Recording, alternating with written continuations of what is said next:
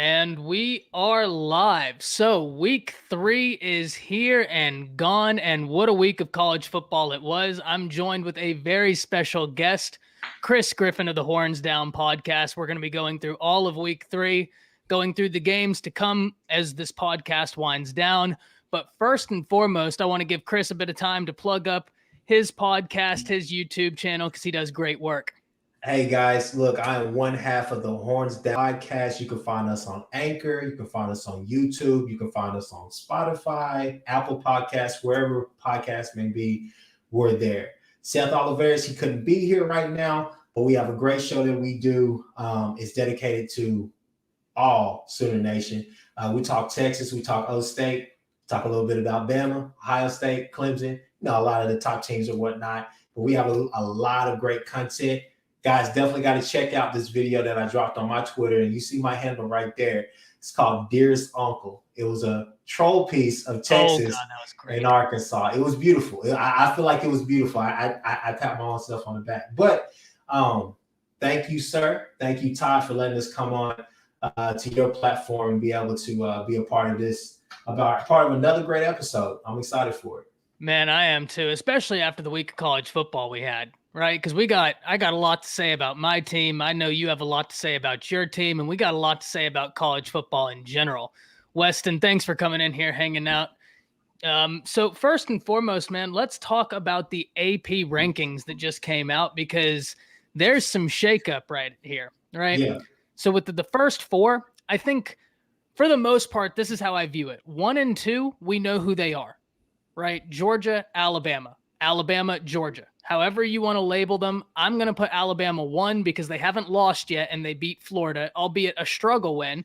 Yeah. But they beat Florida, so I'll keep them at 1, Georgia 2. But after that, it's just like anybody's guess, right? So Oklahoma drops down to 4. I don't disagree with it, especially with Oregon getting that Ohio State win. Ohio State looking more and more suspect as the weeks go on. But what was your take there? So my take about it was rightfully so. Those teams have beaten ranked opponents in hostile environments, or however you want to say. Alabama's just looked dominant on both sides of the ball. Until last week, yeah. Until last week.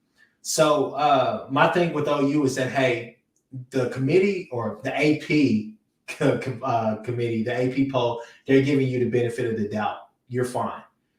But you have the talent, you have the capability, you just haven't looked the part.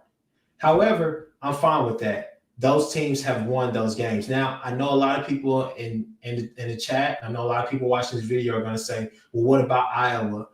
What about Penn State? Okay, pump your brakes. I still need to feel a little bit more for those two. I need a little bit more than Auburn, and I definitely need a little bit more than Wisconsin. You get what I'm saying? And then with Iowa, like, come on now, Iowa State is kind of what we all thought they were going to be. So, yeah. I might be a little bit more bullish on Iowa, but not in the sense that I would put them in the top 4, right? Like, I think Iowa has been really impressive this year. 2 ranked wins. They're one of 4 teams, I believe, right now that have 2 ranked wins. But I still wouldn't put them in the top 4 because I agree. I thought Iowa State would be much better this year than they've looked. Yeah. They don't look very good. And so, you beat them, but you've beaten them, what was this, 6 times in a row? Yeah. And we're figuring out who Wisconsin is. Frightening. What's up, man? Thanks for joining in. We're going to be talking about some Texas. You don't worry about that. But, man, it's anybody's guess after that. Now, I guess here's my question for you. Yeah, I had a bit of a disagreement. There was Clemson 9, I believe, and Ohio State 10 in this AP poll. What do you think about that? Because to me, neither one of them have looked like a top 10 team. So here's what I'll say about this right here. Okay, so let's start with Clemson first. So with Clemson, you took a bad loss. I mean, you took not a bad loss. You took a good loss against Georgia. You're perfectly fine. Your defense is winning games for you. You're doing what you're supposed to do. The only thing that hasn't, looked the part is their offense. And I think we talked about that yesterday as far as offensively. I've always felt they've had a terrible scheme, but they've always had the players to execute. But now you're getting poor execution. You have injuries on both sides of the ball, and they're still. It looks like they're still trying to build that chemistry amongst each other with DJ. So you kind of give them the benefit of the doubt simply because they're in the ACC and you feel like they can turn it on at any point in time. Now, going to Ohio State, my thoughts are to all Ohio State fans out there. Look, I'm a Sooners fan. I've been here before, time and time again. K-State, Texas, Iowa State, they trip us up in the middle of the year for a reason that one struggles in and loses. And then guess what? We have to root for everybody except for Texas. But we have to root for everybody to cause chaos. That way we can make the playoffs. And that's the reason why this whole Sooner Magic moniker, that's how that all came about. So I think that when you look at Ohio State, the reason why they're able to stay in the top 10 is simply because you look at the Big Ten and you say, okay, that's Ohio State's conference regardless of what anybody else has to say. I'm not convinced I don't think that Iowa State has the firepower to stay with that offense. If that game gets into the 30s, Iowa is not winning that game. You look at Penn State and you say, I like what I see, but are you truly better than what you were last year, or are you just getting you're getting the lucky spin of the ball? And then you look at Michigan and you say, okay, but have you played anybody yet? I'm glad that you're finally looking the part, but have you played anybody? Definitely don't disagree with Michigan. Yeah. So when you look at that conference, and when you look at both conferences overall, the ACC and the Big Ten, you have to ask yourself, am I going to take Clemson and Ohio State, or am I going to take the field? And no matter how great these teams look week to week, there's still that bit of doubt that you have that they can beat Ohio State and Clemson simply because of the talent that's on the field. Because sometimes talent can overcome execution. So that's my thoughts about it.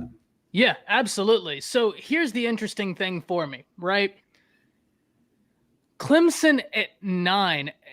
The ACC is so weak, but the only thing that's going to really hurt Clemson is Miami has been in dumpster fire, right? Miami didn't look good against us, right? And I thought that they could have done a lot more against us. I don't think that the end result would have changed any, just because from a matchup perspective, I just don't think they matched up well against us outside of De'Aaron King. They're a very talented team, but it's not coming together.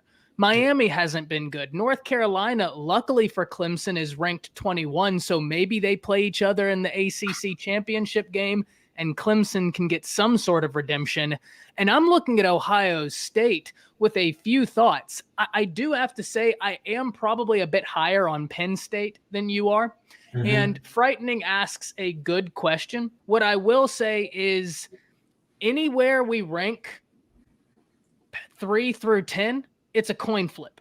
Yeah. Right? It's an absolute coin flip. And so I have to look at not only what you've done, but what I think you're poised to do. And because of that, I do put Oklahoma above Penn State still.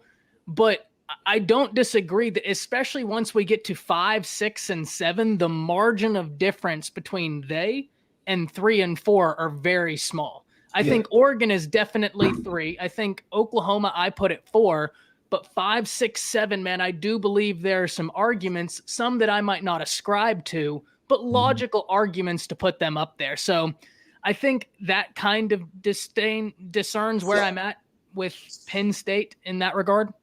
So what I would say to, a frightening truth, what his point, just to point that out, what I would say to that is just simply, okay, there's a talent gap between these teams. Those top 4 teams, there's a true talent gap with the rest of the teams. And that's what the AP poll is going off of. When you look at play style, the eye test, and just everything else that goes into that, look, this is how it is. They go off of the sexy. They go off of the numbers, okay? And they look for things like that. But when you go to our eye test, okay, I'm sorry. Let me back up. What I'm trying to say is that they have that whole, the AP poll has the whole college playoff system of, putting these teams where they like. We still have that BCS type of system where you got to pass that eye test and you got to like check off all these boxes, so and so, such and such, such and such to really go to it. You get what I'm saying?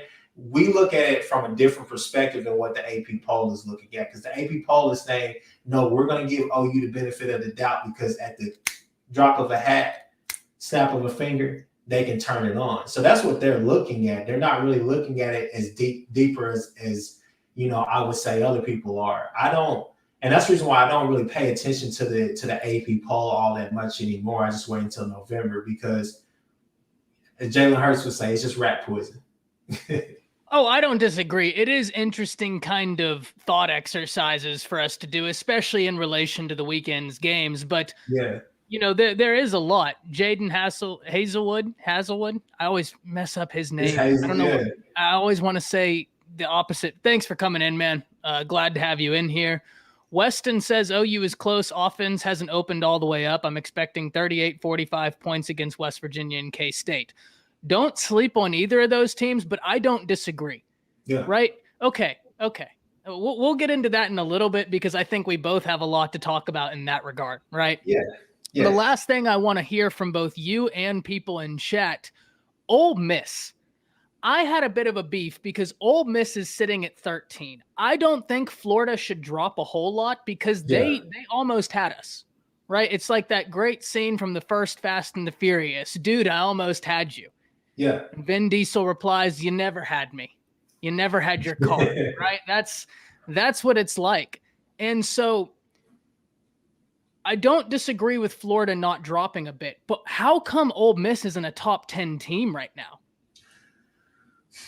And it's hard for me to say anything because people are just going to bash me and say, well, Ole Miss they handled Tulane. I'm like, yeah, in week 3 when they had all the film that they needed on Tulane, how to be successful. That's a real point. That is a real take. That's a real point. But I will say is this right here is that if let's just be honest. If Ole Miss wants to respect that's due, go beat Alabama. October 2nd. You got a bye week. They don't. They go play Southern Miss this weekend. October 2nd, go prove it. Like, there's not really a conversation. If you're going to be elite and you're going to be inside that top 10, go beat Alabama. If you don't go beat Alabama, then guess what? This is where your season is going to go. You're going to go to a really good bowl game, but you're going to hang around that 15, and you're going to hang around that top 15 spot all year because you guys are booming. You guys are doing great. I like what I'm seeing from Ole Miss right now. Even though I'm one of the biggest Rattler fans, the Heisman is between Corral and Bryce Young right now. Corral looks great. Yeah, he looks great. He looks really good. And they look great. But I've been on record as saying that I believe that Ole Miss and Mississippi State will cause trouble the SEC simply because Lane Kiffin is, for some odd reason, he gets a bad rap. Really great. He's a great coach. And then also Mike Leach, for better or for worse, he always feels a great offense and he causes trouble for people. So he may not beat you, but he'll expose you. So I think that those are some things that you have to take into to context because those two coaches coming into the SEC, they didn't get the respect that was due, in my opinion, because I already knew by year 3 of their regime, they would turn those programs around. And like he's saying, yeah, Ole Miss is definitely underrated. So I already knew that they were going to come in and cause hell. And to be honest with you, I definitely saw Lane Kiffin being the first assistant to go ahead and take out, Nick Saban. So. Hey, Cameron, thank you so much for the donation, my man. Thank you for making it in here. You already know. He says Oklahoma's going to turn it around and start dominating. And I think, look, with that, let's go ahead and start talking about this OU game this weekend. Yeah. I'm going to give a quick 2 cents to this and then pass it on to you. Because, look, when Cameron says Oklahoma's going to turn it around, I can understand if someone's in the chat thinking, okay, well, they've had 3 slow weeks. I don't really want to hear that. But here's where I do think there is something. There's a lot in this OU offense that we haven't seen yet this year. right? Like there's a whole lot out of this OU offense that I'm sitting here watching OU week in, week out and thinking, where's the split back formation? You got Kennedy Brooks, Eric Gray. Like you can put a defense straight up on their heels with the threat of, is it going to be Gray out the backfield or is Kennedy Brooks going to run it right up my gut? You can really do something. So I do agree. Like the offense isn't being shown completely yet. Why? I don't know. And I don't pretend to know. I don't know and don't pretend to know, but I'll pass it to you. So we can go through the rigors and say, oh, well, they're being vanilla, they're being this, they're being that. They haven't even been good at vanilla this year. Well, this is true. That's true. So I love OU. And I feel like it's only a matter of time before we start blowing people out. I think so. Here's the thing. You got to remember, let's just go through the excuses, okay?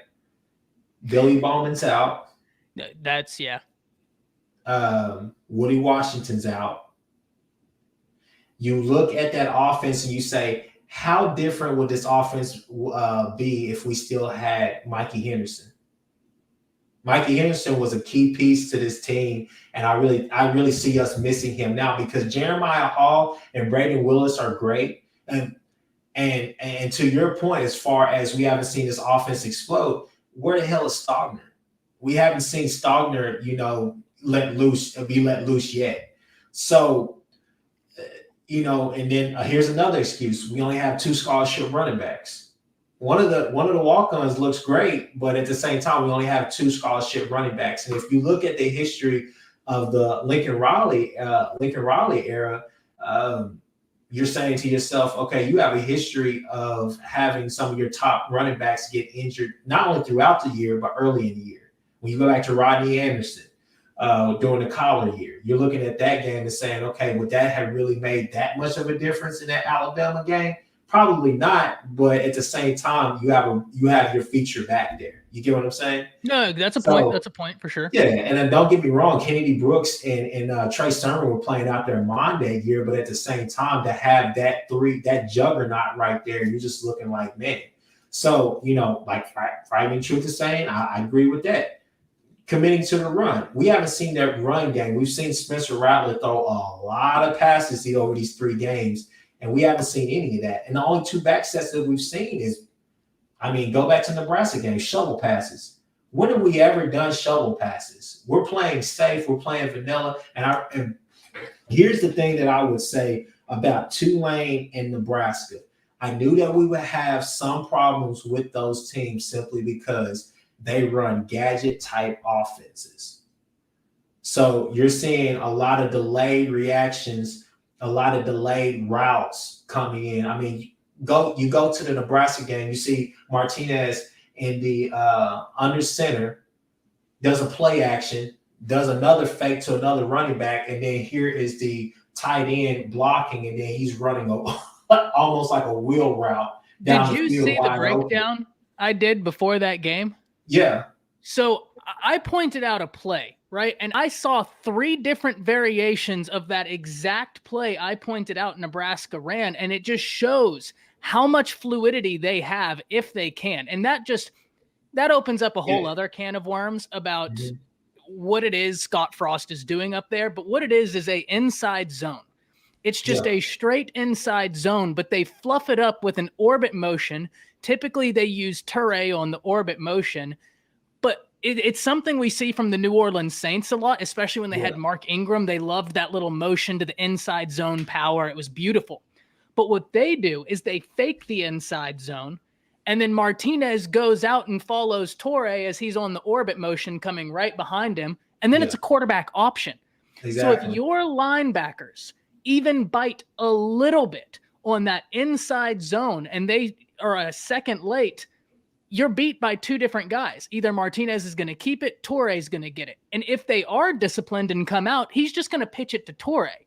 They ran that look several times, but actually ran the inside zone out of it. They ran multiple different variations of that play, a play action. That's tough to defend. That pre-snap motion is tough. And I would say that's the problem with our defense right now is, I would say Broyles is on the field an awful lot more than what I would like. But also the linebacker play has not been great this year for us in those two select games, because Nebraska did the same thing that Tulane did as well. Whenever they needed it, they hid that tight end right there in the middle. They say run a curl route right there in the middle, stop, stay right there, ball coming to you, catch it, let's go. Third down, fourth down, whatever the case may be. So that's the problem. Nebraska came in there with that game plan, much like Army did. Let's be physical. Let's win the battle on both sides of the, in the trenches, and let's have a hell of a time of possession with the ball and keep the ball out of their hands. And, it's funny because you look at those games, and the reason why I was saying this to you yesterday when we were talking, a lot of people are, clowning on you because, you guys only won by 7. You only won by this right here. And this is why I say, I get that you said that, look, the level of competition was better last year with Iowa State and K-State and those losses. But the reason we don't win those games, if we had the same mentality last year, we don't win those games this year. We're able to actually finish and close. The thing about it is that we just haven't been clicking on all cylinders. And I mean, you're looking at you're looking at these two teams right here, and you're saying, okay, they're not great. But we have problems with mobile quarterbacks. We have problems with it's just a lot of issues that OU has with mobile quarterbacks. They don't even have to be great. Skylar Thompson, let's just be honest. But I think poor linebacker play and just offensively, we just don't know what we want to do. We just don't know who we are right now. We don't have a true identity, and that's simply because we haven't committed to the run. I do believe that Kennedy Brooks is your feature back, at least from what I've seen in these past 3 games, because it seems like Gray has a tendency to kind of dance in the backfield and not just hit the hole immediately. Because the thing I don't get is if you're sitting in a situation where your offensive line is struggling a little bit, I just don't get why they keep trying to force Gray up the middle when that's not the type of back he is. Like, how many times has he gone out on a wheel route this year? I mean, the one time he did against Tulane, he didn't get hit, but that's what I had in mind that we would see out of Eric Gray. And we haven't. Now, granted, he's still had some great runs, and I am in no way. Let's get one thing clear. I'm not questioning play calling because I don't have. No. Lincoln Riley has more football knowledge in this right here than I have in my entire body, right? So I'm not questioning play calling. OU fans are used to arena style football. So we go out there and we score, it's NASCAR. We have 40 by halftime and everything. We're not used to seeing that gritty and grimy type of football anymore. We're used to a lot of points. We're used to the old Big 12 type of football with those scores. And we don't want anybody to mess that up. We want explosive offense and solid defense. Well, you're getting great defense now. Your offense just hasn't held up their end of the bargain. But I do think as the year goes on, there's 9 games left in the season. I think that when you get to the end of the year, you're going to say, okay, in the early part of the year, Bryce Young won the Heisman. But now that we're here in November and we're going to championship, in December, you're going to be saying, okay, it's a toss-up. I don't know. Spencer and Bryce. I don't think Bryce has the Heisman secured right now because it's I made that video in the summer, but that's just talking about expectations for veteran quarterbacks, right? We were talking in that video. But one thing I do want to address, Alex, you said, I don't feel Alabama and UGA are on another level. Ole Miss and Florida are really playing good. I don't disagree. I think the thing we were talking about with Alabama and UGA being solidified at 1-2 is as far as rankings go, because they have the 2 ranked wins in Alabama's case, getting the win at the Swamp, which, hey, hats off to your Gators. I told you, y'all impressed the hell out of me. Seriously, y'all were phenomenal. We were lucky to escape that place with a W, to be quite honest. But when we're talking about they're on another level, we were referring specifically to the rankings because it's easy to pinpoint those 2 as 1 and 2. It's just everything after them that gets muddy. So I think that might have been some of the confusion. I don't know if I said it real well. Now, a lot of people are talking about the offensive line, about the running back plays. So the defense for y'all is looking good, right? The defensive front is looking real. Nick Bonito is having himself a year. I don't know if for any of you that have time, please indulge. Go back and rewatch the Nebraska game and just focus on 11. Yeah. Some of the most successful plays y'all had on defense is when y'all just dropped him and said, find Martinez. Don't let him escape. Yeah. And he is great. The linebackers, we've both said, need some work, but let's talk about this offense because you say that they're lacking an identity. And right now, I see a parallel with Ohio State's offense and OU's offense, where at the end of the game, we might look at the numbers and say, oh, well, they went out there and had great production. But if you watch the game, that's not the feel you're getting. So as an OU fan, walk me through it.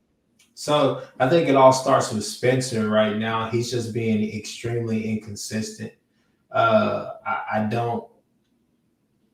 still walk away from the game saying that's my quarterback and he's great, but I mean, he's forcing a lot of throws. And you said it on one of your videos, I think, and maybe your videos or one of your tweets, you said, you know, I don't doubt that he's a phenomenal talent, but his decision making has been one of the, you know, ill parts of his game. And I think that's where it starts. Yeah. It's one of those things that a lot of OU fans put it like this right here. With Trey Brown last year, everybody from the coaches all the way to fans, the entire OU community always said about Trey Brown, you got to use technique instead of just your pure God-given speed. Technique is what's going to get you far. So when you look at Spencer, you say, Spencer, all you have to do is calm down, just use your technique. We get it. You have the best arm in America. You have the rawest arm in America because you do things with the ball that we only see Patrick Mahomes do. I mean, if you go back to the Texas Tech game last year, that touchdown that he threw to Stogner, I mean, that was crazy. Throwing off your back foot into traffic, perfect ball, perfect everything on it. He's got all the ability you could want out of a quarterback. The upside is unbelievable, but it's the consistency. It's the consistency. I think then next you would, you know, obviously you would go to the play call and you would just say, look, we got to commit to the run. And I guess, you know, one thing that I've talked about with my uncle over the course of time is just Kennedy Brooks. And, you know, it's our belief that Lincoln is probably saving Kennedy Brooks, you know, for the rest of the season opposed to just playing now because he already knows that, hey, you two right here, we're going to call upon your numbers an awful lot. You got 2 scholarship backs. Like a bunch of people, I didn't get to highlight them all because we were in the middle of a conversation, but a lot of people correctly pointed out Oklahoma only has 2 scholarship backs right now. So it's easy for us to say, oh, we need to run more. They need to run more. And they do. They do. There's no doubt about it. It's a little bit of a different situation when you have 2 scholarship backs. Your walk-ons are great. They are. Yeah. But they're not Kennedy Brooks and Eric Gray. And I'm not trying to be rude, but that's the truth is the truth. That's the God honest truth of the situation. And that's the problem. A lot of people right now, I mean, a lot of OU fans, and rightfully so, make your gripes. But a lot of OU fans, Aaron Rodgers said it best, RELAX, relax. You got to be patient. They run tempo, but it doesn't mean as a fan we have to run tempo as well. Just be patient with what you're about to see. And that's a fact. You know, okay, let's do this. Let's go to the offensive line. Beatonbow has this whole thing about it's not the most talented 5 players that play, it's the best 5 players that play together. And I get that. But when are we going to see that? You get what I'm saying? Because Andrew Raym. What's going on with Raym? I don't know. I feel like it's the whole COVID and everything, and I really don't know. And maybe I really don't know because he's obviously your center. One second it's Raym, the next second I look Congo's out there, the next second it's Raym. I don't understand what's going on there. I don't really know what's going on. I mean, and you look at all the substitutions that are going on out there, it's constant. I mean, I was at the Tulane game and I was like, they can't build a chemistry. They can't build a flow out there into the game. They can't get into a rhythm. Because I'm going to be honest with you. I believe that Perrion is taking a step. Ellison is taking a step. I think Isaiah Coe is playing out his mind right now. I think Isaiah Thomas, a lot of those guys are taking a step. I think Benito is kind of is getting into that rhythm where he's about to take that next step. But there's just some guys, there's some names on both sides of the, in the trenches that you're like, I haven't seen or heard anything from that side of the ball. You get what I'm saying? You're looking at Wanye Morris. Everybody's going crazy over Savion Bird, but I'm just like, I don't know. I really offensive line wise, I just don't know what we have. But just to divvy back and go back to the whole Nebraska and Tulane game, I think the biggest thing that OU fans have to realize is that those two teams truly run gadget type offenses. You're not going to see a lot of that in the Big 12. Big 12 teams are going to want to pass the ball. They're not going to want to sit there and be patient. They're going to want to be NASCAR. You're going to see. I do wonder what Sark will scheme against y'all, though. Yeah. I think Sark will try to scheme something similar simply because the quarterback play that he has. And Bijan. Mm-hmm. Because Bijan, the way you can navigate him is going to be interesting. In theory, this is all theoretical, but there is one thing I'd like to address real quick, because you're not wrong, Brandon, when you say OU spanked that Gator team not too long ago, how quickly everyone forgets. But this Gator team is diametrically opposite of last year's Gator team. And I'll give you some examples. If you go back last year and watch the OU against Florida game and the Alabama against Florida game, in run sets, both offensive lines absolutely blew the Gators defensive front out the box. I mean, just blew them out. This year, that Florida Gators team is a top 10 offense in the nation with the #1 rushing attack in all of college football. And it's because of what they're able to do with the option play off their quarterback, which they didn't have last year. This year's Gator team is based off of assumptions and allowing the defense to make their bed and make the mistake, in which case Dan Mullen's going to capitalize. Last year's wasn't based on that. So, true, but, it's a totally different Florida team. So here's the thing, okay? And I think that OU and Alabama are in the same situation going into this week, okay? You didn't close the games. Oh, for sure. You didn't close the games. Nobody's talking about Florida. Nobody's talking about Nebraska right now if you close the game. For sure. No doubt. Go to Oklahoma. DJ Graham gets one of the most incredible interceptions that we've ever seen on the 3-yard line. Obvious run situation. You run 3 times, don't get the first down. Guess what? You're up 23-9. Punt it, they score, then the game gets close. Now, for some odd reason, I'm not really sure because I was actually at a wedding and I was sitting down and I turned the game on my phone whenever I got to sit down. And I said, wait a minute, Florida's back? Because I had no hope for Emory Jones. I was like, there's no way he's going to be able to come back from that. You saw flashes where Florida, it was like, Florida, you have life. And, late in that game, Bryce Young was throwing the ball pretty sporadically because I was like, hey, that's a couple of interceptions that you need, Florida. Like, you had the ball right there in your hands. He's giving it to you. But when you look at OU and Alabama, you say, hey, if you handled your business late in that game and OU goes up 30-9 and then Alabama beats Florida 35-17. Nobody's talking about those two teams today in the light that they're talking about them. Not at all. Not at all. But that's college football for you. It's just a flip. It's a coin toss. It's a coin toss. It's seriously, it's that small right there. How things could shift and how things could go. But I mean, I don't know. I really still don't know if this. I don't know if this Florida team is really better than they were last year because the thing is they still got to go through Georgia. So I don't think they're better, but they're different. And they're different in how they attack, right? I think last year's Florida team was better, but the way that they go about attacking may lend itself to a more effective team, right? Just because of the schematics of it. We have to remember, last year, Florida couldn't run the football. They were ranked 11th in the SEC in the rush. This year, they're #1 in the nation in the rush, and they're #1 by a wide margin. Now, before we fully move on to this Alabama-Florida game, Mhm. Bobby makes a point that I do want to address because it's the last thing I want to talk about with OU. Yeah. He says Bryce Young has outplayed Rattler by a mile, especially when Young is doing all of this with an unproven O-line who is still learning how to play together with less outside wide receiver experience and with a new offensive coordinator. None of what you said is wrong.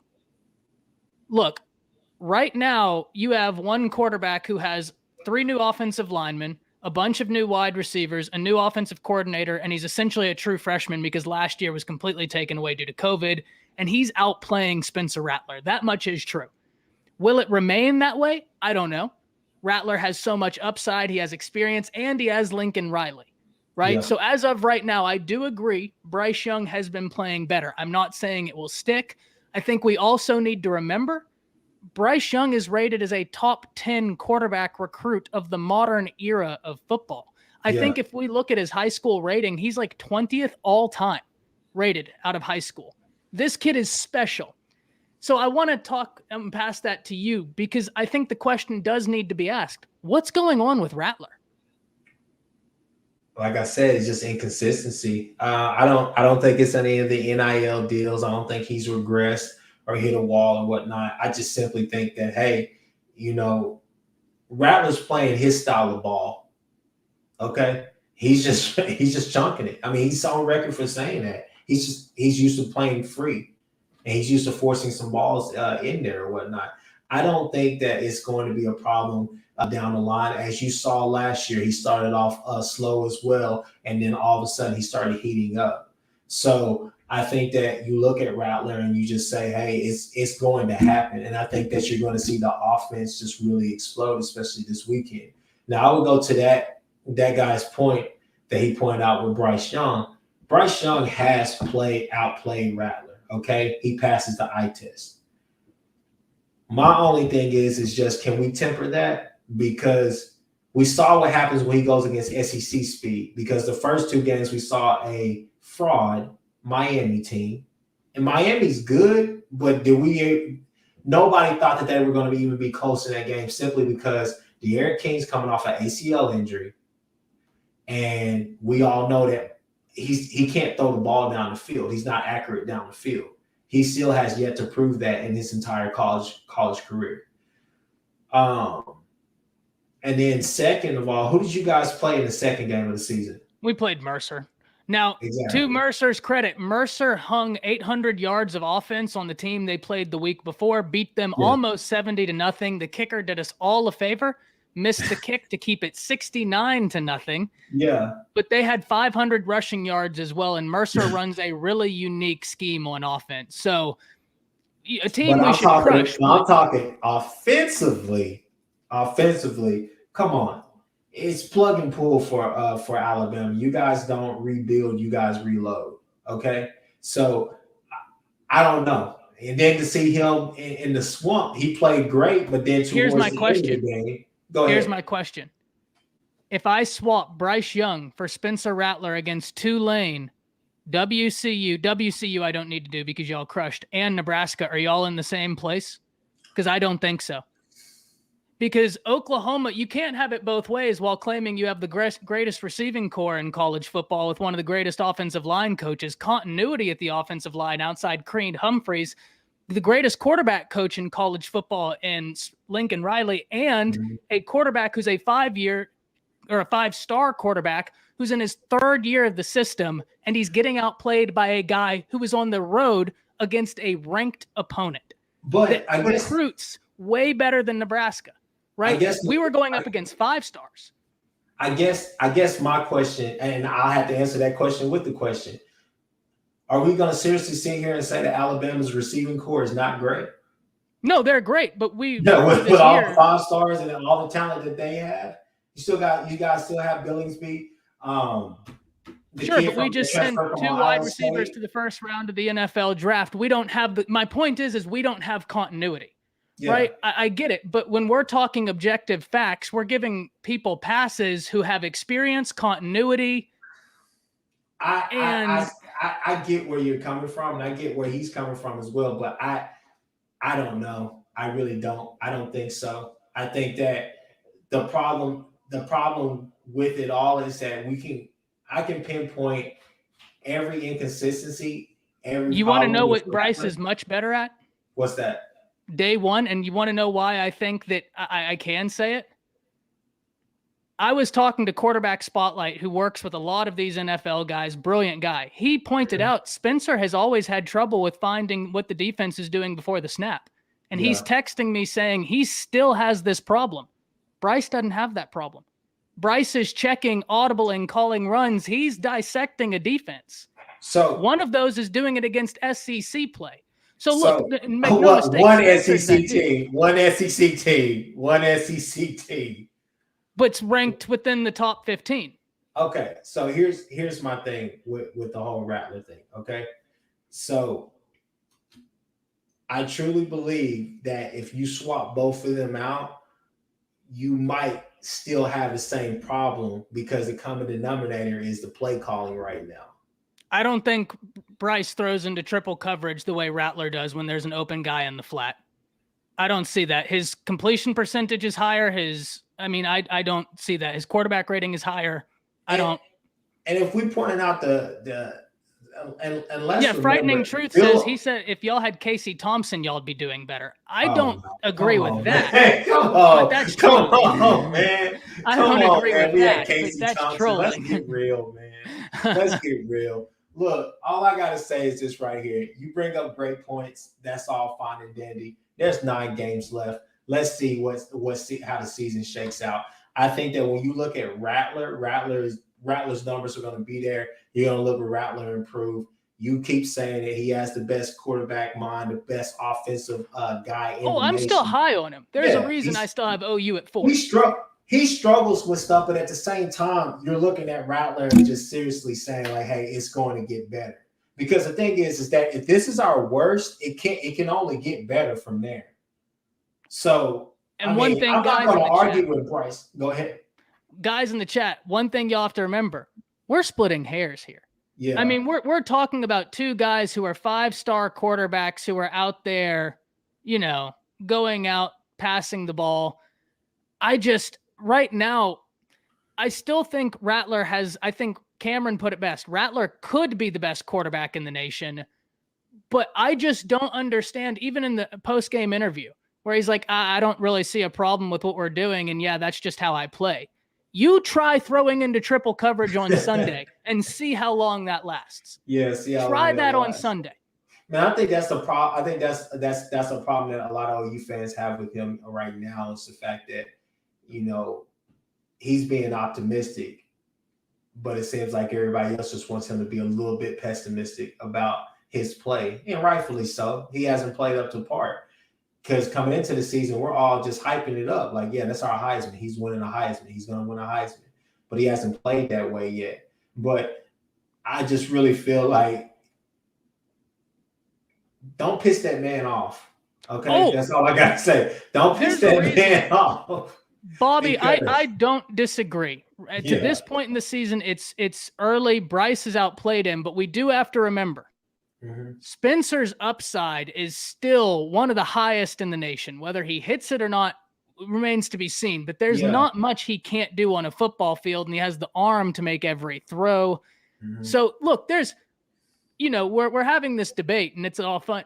There's a reason why I frame it that way, because we're talking about some of the best quarterbacks in the nation right now with this. So I'm gonna say this in this last thing, because I know we're gonna get off the whole OU thing. So here's my question for you.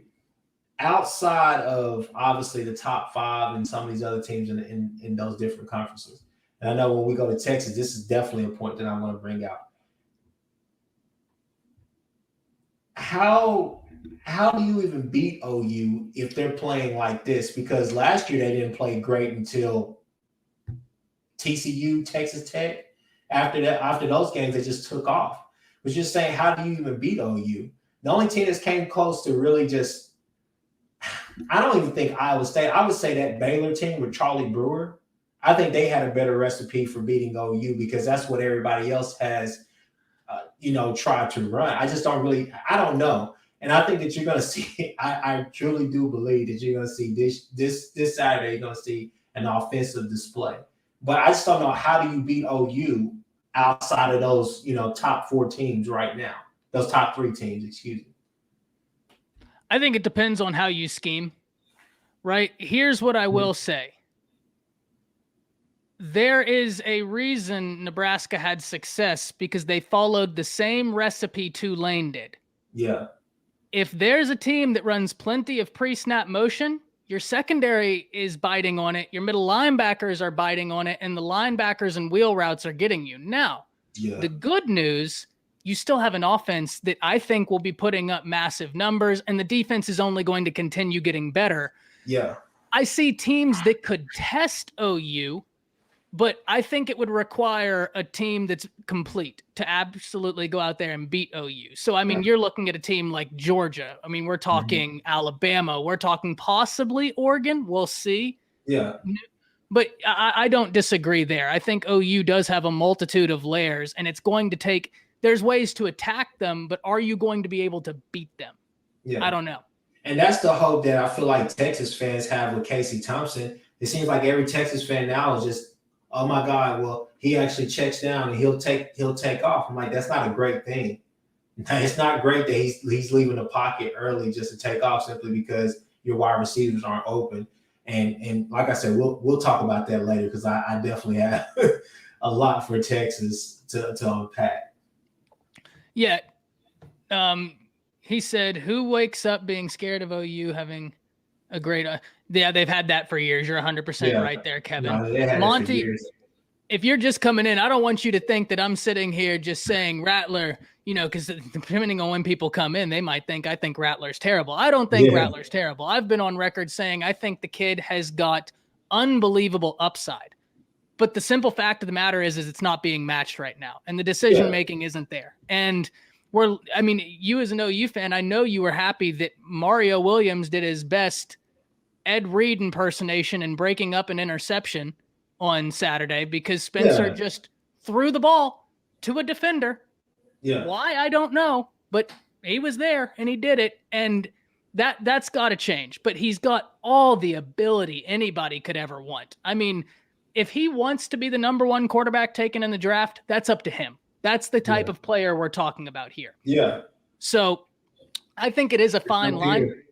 Yeah. It's up here. Yeah. Yeah. And Monty says he's kicking himself more than we're kicking him now. Absolutely. And I don't even mean to be kicking anybody, right? I'm just trying to have that's not your style. Nah. And you know me, that's not my style. I try and find the positivity in anything, but I am an Alabama fan. And I do not disagree that Bryce Young has played better than Spencer Rattler through 3 games. But it's 3 games. Yeah, it's 3 games. So let's also pump the brakes on that. I do completely agree there. But I think that's a perfect segue. Alabama, Florida. And I'm gonna vent real quick. Okay? Because we have so much talent on this team. But the offensive line right now is not getting it done. We have an experiment where we got a guy who was starting at center during the playoffs and national championship out at right tackle, and it's not working. It's not working there. The defensive interior has got dudes, but the consistency just wasn't there against Florida. And in no way, first and foremost, when I say I'm a rant, I don't think the sky's falling on Alabama, everyone. I think they're going to be just fine. It's one bad game. But allow me to have my rant about 3/4 of bad football before I go back to saying everything's all gravy. I think the thing I'm most concerned about with Alabama right now is, are we going to be able to keep up with an Ole Miss if our defense doesn't come through the way we need them to? Because the offense is great. It has all the upside in the world. But we're still having Bryce get accustomed to his deep guy and Jamison Williams. And right now, we're not having success throwing the deep ball. And we got spoiled last year by having one of the greatest deep ball throwers of all times in Mack Jones. Statistically in college football, he was lights out. Throws 20+ yards down the field. I think he had like a 70% completion. It was incredible. Incredible. But that needs time to come together. The offensive line needs to gel. And in no way am I thinking that it's not going to come together. What I'm most concerned about is the lack of intensity through 3 quarters or through 4 quarters. I say 3 quarters because we had intensity through 1 quarter. against Florida. That's what I'm most concerned about, because a team with a more high-powered offense could have gotten us. And we're very lucky they missed that field goal or the extra point, and then we stopped them on the 2-point conversion. We're very lucky about that. From the outside looking in, what was your thought about that Alabama-Florida game? I just kind of want to back up to what you were saying. All you described is just a championship team that's on another championship run that is bored. I mean, they sound like the Lakers. Feel so much better. Yeah, they sound like the Lakers. I mean, like, hey, let's stop playing. I'm done, tired of the regular season. Can we just like fast forward? Like, come on. I mean, there's still a lot of football to be played. No, you can't, chicken. We need them all. No. I think yeah, you stole one for us. But anyways, we need them. But yeah, no, just from the outside looking in, I was surprised that Florida was able to score like they were. I was surprised Mack Jones was able to actually pass the ball. And I already knew their running game was gonna be fun, but I was just surprised he was able to, pass the ball. You guys, like I said, you guys look bored. At some points of the game, you did kind of look a little bit lethargic, kind of lackadaisical, but at the same time, there was no doubt in my mind you guys were going to win. Now, winning that close, I didn't see that happening, but at the same time, I said, okay, they got some momentum. That's good. But I thought we'd cover. Yeah, I did too. I thought you guys were going to cover. I thought you guys were going to beat them by at least. I had the game probably being like 40 to 12, to be honest with you. I had them kicking a lot of field goals. So after the first quarter, it's so weird to go back and rewatch that game, because the one thing, Monty, you're right. We were sleeping in the trenches. I mean, you don't have a team rush for 240 yards on you without sleeping on the trenches. Yeah. And that's another. When was the last time, except for Ezekiel Elliott, when he went for like a crazy astronomical number, have you seen a team rush like that on Alabama? Yeah. That was the most surprising, and I get it. They have a scheme that is meant to hurt you. It's meant on assumptions. If you assume wrong, that's it. And we didn't have disciplined play. But to me, it was just coming out flat, and it was the lethargical tackling. Yeah. I mean, I went back and rewatched that game. It was 3rd and 10. Mack Jones throws a short pass, and Helms, I guess, was playing flag football, because just touches the guy on the back and flies right past him. They go get the first down and then take it for a 99-yard touchdown. We tackle, it's over right there. See, Ty, this is where I try to be optimistic about things, and this is where I'm at with OU as well. You're not going to see a team like that again this year. That's true. We're not. Yeah, and that's this is close, but. And I get it, and I hate to go back to the OU thing, and I get it about Tulane and Nebraska, but you're not going to see teams like that again this year. Teams are going to want to try to pass the ball. That's their calling card, I mean, I don't really know you guys' schedule right off the top of my head, but if you go play Mississippi State, Leach is not going to be running the ball like that. He's going to want to sling the ball around. So you're going to see a different style of play. So games like that right there, although you guys want it close, a little bit too close for comfort, is great film, because now you kind of get to see, okay, this is what we need to do the next time if we see an attack like this. The only other team who will run a similar style of play, there's 2 teams, Georgia and Ole Miss. Ole Miss will try to run a carbon copy of what you saw last Saturday. Yeah. Georgia is just going to say, well, we have a bunch of backs and we're going to run the ball and we're going to be physical in the trenches. But when you look at Ole Miss, when you guys play them on October 2nd, here's what I have to say about that. Matt Corral has played great these first 3 games, but now he's going to have to do that against Alabama. And we all know that he has the turnover bug. He may be worse than Bo Nix, and you know how I feel about Bo Nix. When it rains, it pours. When it rains, it pours. You got, and the thing that I think that you're not giving this defense credit, under Pete Golding, you guys are an advantageous. I know, but still, look at it like this. You guys are an advantageous defense. Okay, and I really do think that you're going to force Matt Corral to make some plays. Now, that's the question that I have for you, similar to teams who play Texas. Why aren't you just loading the box against these guys as far as they run? I mean, we were in a 2-4-5 nickel. Yeah. For a lot of that. We had 2 down linemen, our 2 outs, which isn't surprising.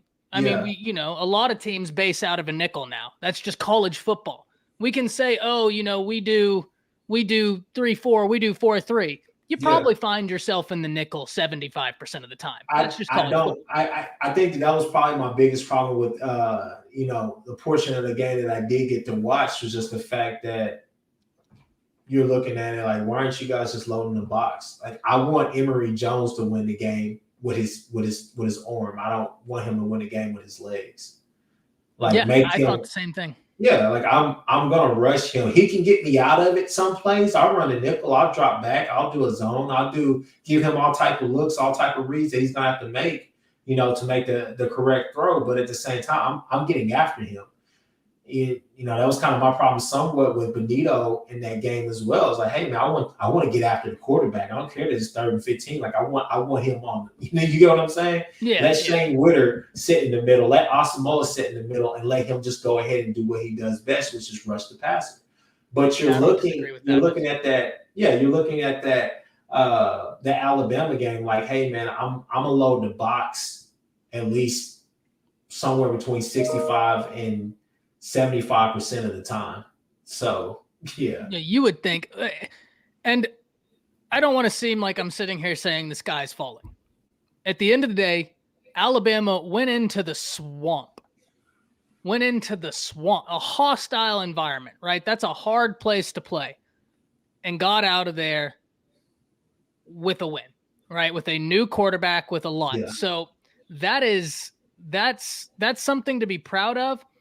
But there's a lot Alabama has got to go to the drawing board and improve upon if they ultimately want to get where they want to go. I think the good news is like we said before we went live, teams across the board are struggling right now. Teams across the board are struggling. That goes to Matt Bingham's point as far as the super seniors and stuff. You say that, and then you look at Iowa State, and you're like, what's going on? But you said Georgia can pass now too? No. JT Daniels. Look, I am so excited to see what this offense with JT Daniels can do. I know I'm a Bama fan, and I want us to crush them, but I'm excited to see what this offense looks like with JT Daniels. I am. I'm not saying I'm 100% sold. I'm just saying the kid's upside is there. He's a really talented kid. His upside is there. I don't know. I really don't know. That's fair. I'd like to see Darnell Washington back, and I'd like to see you and everybody else. Yeah, I'd like to see if Eric Gilbert has got everything figured out, so we can see what he's like as well. They have some questions as well, because offensively they look great against lesser competition, but at the same time with that Clemson game, you go back to that game and you're like, okay, I get it, but I mean, you didn't have some of your players, but at the same time, it was like you still had JT Daniels that was causing you problems. So I guess we'll see. Because regardless of however we want to talk about Georgia's offense, they have a plethora of backs. They do have some really speedy wideouts. They always have a couple of speedy wideouts. And they had guys get hurt too. Yeah. Right? Like Pickens isn't playing. I saw a report today that he's actually running routes now, which that's awesome to hear. But I mean, when you think about, they could have Pickens in there. The Georgia's fun. You're looking at that. I just wanted to see the twin tight end sets. I just wanted to see that kind of return. I did, but I didn't. I 6'7" absolutely. 6'5". Yeah, it's one of those things. God, I forget the movie, but it's one of those things where like I want to see it up until they'd play Alabama, and then I'd want them to just delete it. You don't know anything about twin tight end sets. That doesn't matter. Yeah. Bobby, I completely agree. One thing that we need to remember is Nick Saban, as great as he is a tactician, as great as he is a CEO, and as great as he is a head coach, this man is the master psychologist, right? He's going to use this as fuel.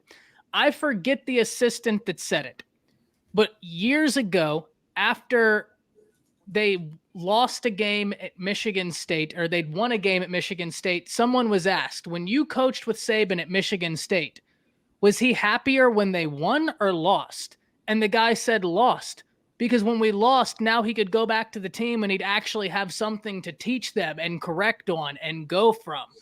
That's Saban, right? He sees winning and losing as very different things than most people do. And that's probably why he's as successful as he is, to be honest. Yeah. It's a mindset thing. And right now, I feel like that's another problem that people are having with Lincoln Riley. I think it's crazy that people want him out as head coach or to even hire. Yeah, there are some fans. And there are a lot of fans who want him to hire an offensive coordinator. And you're just like, you're smoking, right? Like, really? But it's just the offensive coordinator argument to me, I disagree with it, but at least that one in my mind has legs. Because you could package it, you could present it as it has nothing to do with Lincoln Riley himself. We just want him focused on big picture things. Yeah. Like, you could package that, and I'd say I might not agree with it, but it's logical. Yeah. Who else are you gonna get? I don't know. You know, for the longest, a lot of fans, including myself, we all thought, Lincoln will go and get Cliff Kingsbury whenever it's his time at Texas Tech, but obviously he went to the Cardinals, and that a lot of people thought that was going to be the offensive coordinator for Lincoln Riley, but I was like, nah, let's keep going with Lincoln. But no, back to Bama though. And Georgia, I think. Do you see Florida taking the SEC East, or do you think that it's just all about Georgia? Look, 3 days ago, I would have said Georgia, and we would have moved past this conversation right after I said Georgia. After this week, I'm still going to say Georgia, but with more hesitancy. Mm-hmm. Because of the scheme Florida runs, Georgia is either going to stuff them and they're going to look terrible, Florida will, or Florida will test them.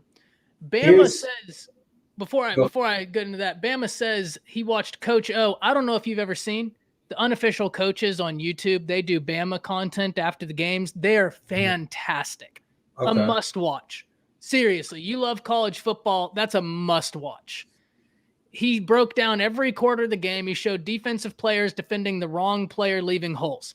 That's exactly what I'm talking about, Bama, is Florida's offense is based on assumptions. If you assume wrong, you have screwed up majorly, because there's a few holes.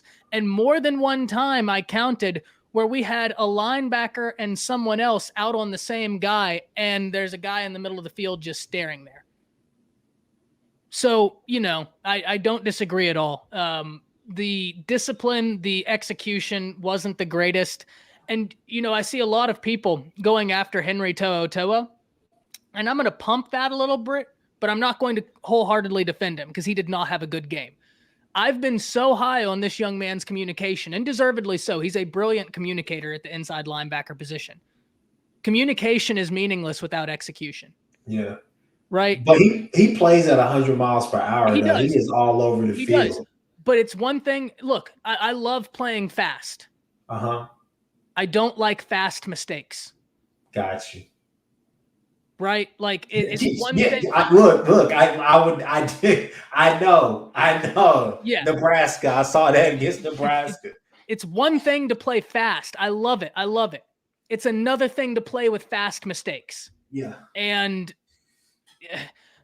Bama, you're right. I love Drew Sanders, but he got eaten up on some of these option things. I'm going to give him a little bit more of a pass than others because he's coming in for the injured Chris Allen. He's never seen anything like that outside of what Mercer did, right? So that's brand new to him. And even Saban said they ran some things they weren't expecting, but he got caught a lot. I don't disagree with anything you're saying at all. Someone said Drew Sanders should have played tight end. He should play everything. The kid has so much athletic ability. So I'm going to say this about Alabama. the SEC should pray. They should get on their knees right now and pray that Alabama faces Georgia in the SEC championship game opposed to Florida, because it's that Alabama team that they saw last weekend will not be the same Alabama team that they see in the SEC championship game. They'll figure that whole thing out. They'll have that film. They'll have other film from for the rest of the season. Injuries will happen. All types of things will happen as well. I'm sure they'll put Anthony Richardson back in the fold of that game as well. But I don't see it helping them any. I got them by 40 anytime they play Florida again. That's just me. Now, my question for you is, as an Alabama fan, are you more scared of this Ole Miss game because it's coming up, or are you more scared of the Texas A&M game on October 9th, the week after? With all due respect to Texas A&M, Ole Miss, and I'm going to tell you why. Okay. Because Texas A&M, they're having their quarterback issue right now. Haynes King goes down. Zach Calzada comes in, and he looks good. He had a really good week last week, albeit against a team that he should have crushed, but he had a good week. I'm not going to take away from him because he did play good football. Ole Miss scares me more because not only does Texas A&M, for longtime viewers of the channel, you might have even heard me say this. Everybody always talked about with A&M, you have to replace Kellen Mond. You have to replace Kellen Mond. And that's true. You do. And he finds himself in the pantheons of A&M records. I'm sorry, I said for Ole Miss. For A&M, everybody always told me, you have to replace Kellen Mond. Yeah. You also have to replace an offensive line that was fantastic last year. And if I'm not mistaken, only one guy remained from last year's team. And that offensive line was unbelievable last year. Don't believe me? Go rewatch that Alabama Ole Miss or A&M game and watch how they were picking up stuff. They were solid. You don't have that, right? So not only do you have to replace a quarterback in Kellen Mond, now you have to replace a quarterback in Haynes King with a new offensive line, as opposed to Ole Miss that has Coral in the second year with Lane Kiffin. Lane Kiffin, they've got a dude at running back, and we know what Ole Miss can do with their wide receivers. You know what I mean? Like, we know what Ole Miss does. So the answer is Ole Miss to me. I think Ole Miss presents more of a challenge because I think that their offensive scheme can get us off balance because they do assumptions. Cameron, thanks for the $1.99, bro. Petition to steal Ole Miss's offensive coordinator, says everybody in America. I'll say, and I think Kiffin has a lot to do with that too. But yeah, that's a great point about Billingsby. I'm like, that's a whole song and dance, man. But that's on the right track now, and this young man can help us win football games. I think that it's kind of a toss-up, but I'm gonna go with Texas A&M because I feel you be the contrarian. I'm not the biggest Jimbo fan. I think you know that. A lot of people know that. I'm not a big fan of Jimbo Fisher. I think he's a notorious 8-5 coach for sure.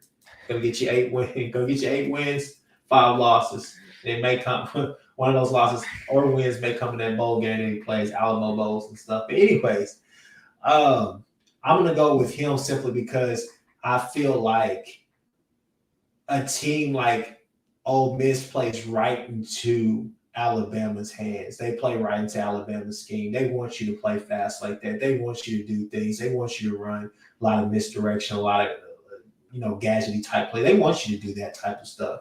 They want Ole Miss to come out there and run what they're running now, because the thing is that I think if you go sit down with Pete Golding today, I know how you feel about him. I think if you go sit down with Pete Golding today, he looks at you and says, they're not physical on that side of the ball. Their wide receivers are not good. I get the quarterback is great and everything, but we want him to run. We want him to think that it's open. We're going to disguise. We're going to have looks or whatnot. He likes to turn the ball over. So if you're telling me we're supposed to be scared of him, I don't see it. I think that when you look at A&M, you're going to see a more controlled game. You're going to see a more controlled scheme. You're going to see a lot more controlled play calling. I think that Coral is able to just let loose in this offense right now. And you got to think about this as well.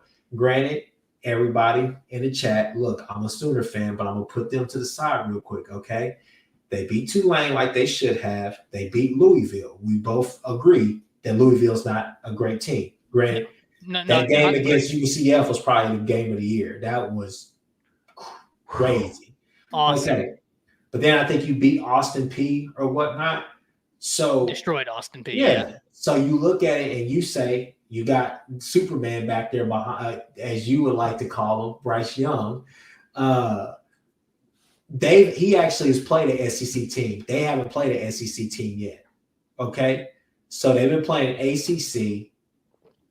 I think American Athletic Conference with Tulane. And then you play Austin P. They haven't seen that SEC speed yet. And when they play Alabama, I'm telling you. Because the thing is, it's right here. You guys can nitpick as much as you want. But that first quarter, everybody for Alabama was just like, man, we played fantastic. Yeah, we're elite. We're this, we're that. All of a sudden, you get a bit of trouble, and you're like, and now people are panicking for no reason. You wake up on Sunday morning, if you're a Sooner fan, you say, I guess we're 0-3 right now because that's the way it feels with the fans. You look at Alabama now, there's a bunch of Alabama fans. You're like, yeah, we should be 2-1 right now. You're not. Relax. But I would give a nod to. I feel more comfortable talking about Texas A&M more than I do Ole Miss. And granted, I do feel like Nick Saban is going to get. Not Nick Saban, but Lane Kiffin is going to get Nick Saban one of these days. I just don't see it happening October 2nd. If I had to pick an assistant that would get Saban first, it'd be hard for me not to bet Kiffin, man. Yeah. I mean, just the way he sees offense. Yeah. I mean, he's such an ingenuitive guy. Isaiah, thank you so much for the $1.99, man. Thank you for coming in, hanging out. Let us know what you're thinking about the weekend of college football, my man, and we're going to have a conversation. A bunch of people are talking about Arkansas. Yeah. So the last thing I'll leave Alabama on is, as much as I was disappointed is a strong word, but for lack of a better word, disappointed with the 3 closing quarters, we got out of there in a hostile environment with a win when we got punched in the mouth. And this is the one drive I said in my video that makes me optimistic, and it's the one drive that I'm going to stick to. When we ultimately needed Bryce Young to march down the field and get us points, he did. And when we ultimately needed that defense to hold out on the 2-point conversion, they did. Against a good team, against a hostile environment. So, you know, it is what it is. There's a lot to learn, which is going to be good.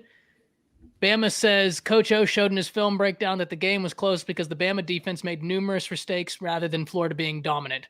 Yeah, no, look. Yeah. I give hats off to Florida because they capitalized. So I agree with you 99%, Bama, and I do want to hear your response to this. So let me know what you think about this in the comments. I agree with you that in a lot of ways, Alabama beat themselves with the defensive mistakes. However, I applaud Florida for putting Alabama in the position to make those mistakes and then capitalizing on them. That is something. Their offense put us in bad positions and then capitalized on it, and that is something. But you are right. We were not on the right reads. It was everywhere. It was everywhere. I want to hear your response to that, Bama. But what are you thinking about Arkansas? Because they look pretty tough. So first off, I'm looking at their schedule now, so don't mind me looking down. No worries. So your first 3 games, you had an easy non-conference schedule. Only team on there that was worth a hoot was probably Rice. But let's see. Did you pick that up? Yeah, I picked that up. Yeah, I wonder if Frightening's still in here. You get out of your non-conference really easy. You don't really have anybody that's saying that was putting up a fight, but they have a gauntlet. They get Texas A&M at home, but then they have to go on the road to Georgia. Then they have to go on the road to Ole Miss. Then you come home against Auburn, and Auburn has looked pretty, good this year. They're actually impressive, and yeah. I just complimented. I can't bring myself to do it twice. You heard it the first time, but they've looked not terrible. They've looked decent. Bo Nix looks like he's finally trending in the right direction. Granted, Bo I'm picks. still like, Bo picks. I don't know. But yeah, no, look, they were good. They were impressive. They've been impressive But this they year didn't with play the youth. anybody though. Come on, they played two nobodies. No. You're right. But I expected them to be a dumpster fire. So this is less about Auburn and more about me being wrong in what I thought they would look like. They exceeded your expectations. Yes. We'll put it like that. Okay. I thought they'd be a dumpster fire. So you got Arkansas Pine Bluff as the annual SEC dumpster fire game. Then you have Mississippi State at home. Then you go on the road to LSU. And then you go on the road against Alabama. And then you end the season at home against Missouri. God, that's a tough schedule. To be honest with you, the Mississippi State game should be a win. The LSU game is a toss-up because I really don't know who LSU is right now. Nobody does. But as far as those first 4 games in the SEC, I mean, you got Texas, you got A&M, Georgia, Ole Miss, and Arkansas. If they can finish 2-2, I'd be happy. I'd say they're great. They exceeded my expectations. Well, I think we need to remember where Arkansas is coming from, right? I don't have them winning out the SEC. Let's get nothing, Frightening says he's still here. Keep on with that nonsense. Bring some Rattler and the same energy to Dallas. Oh yeah, we will. Hey, look, I'm gonna get to the Texas fans, so let's go ahead. Oh, we're gonna talk Texas because they had a great rebound, and you know me. It's not about how you start; it's about how you finish. No, we're gonna talk about it. Okay. We're gonna talk about it. But Pittman has Arkansas looking real good. He's the guy for the job.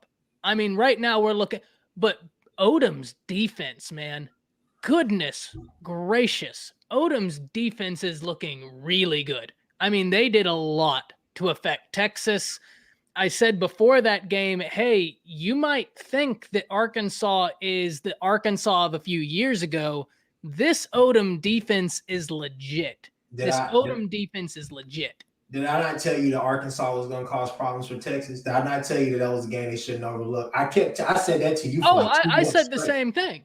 Look, I said before, I thought that people were going to overlook Arkansas. They were going to overlook Catalan and what he's able to do at the secondary. Goodness gracious. Yeah. I mean, they're frightening truth. Barry Odom is Brian Odom's brother, and Brian Odom is our linebacker coach. So we got your notes, boy. We got your notes. Just wanted you to know that. Oh, anyways, frightening. He's a Texas fan. I know he's a Texas fan. We got your notes. So if you thought that what they were doing with their 3-man rush was crazy, wait for Perry Young and Winfrey.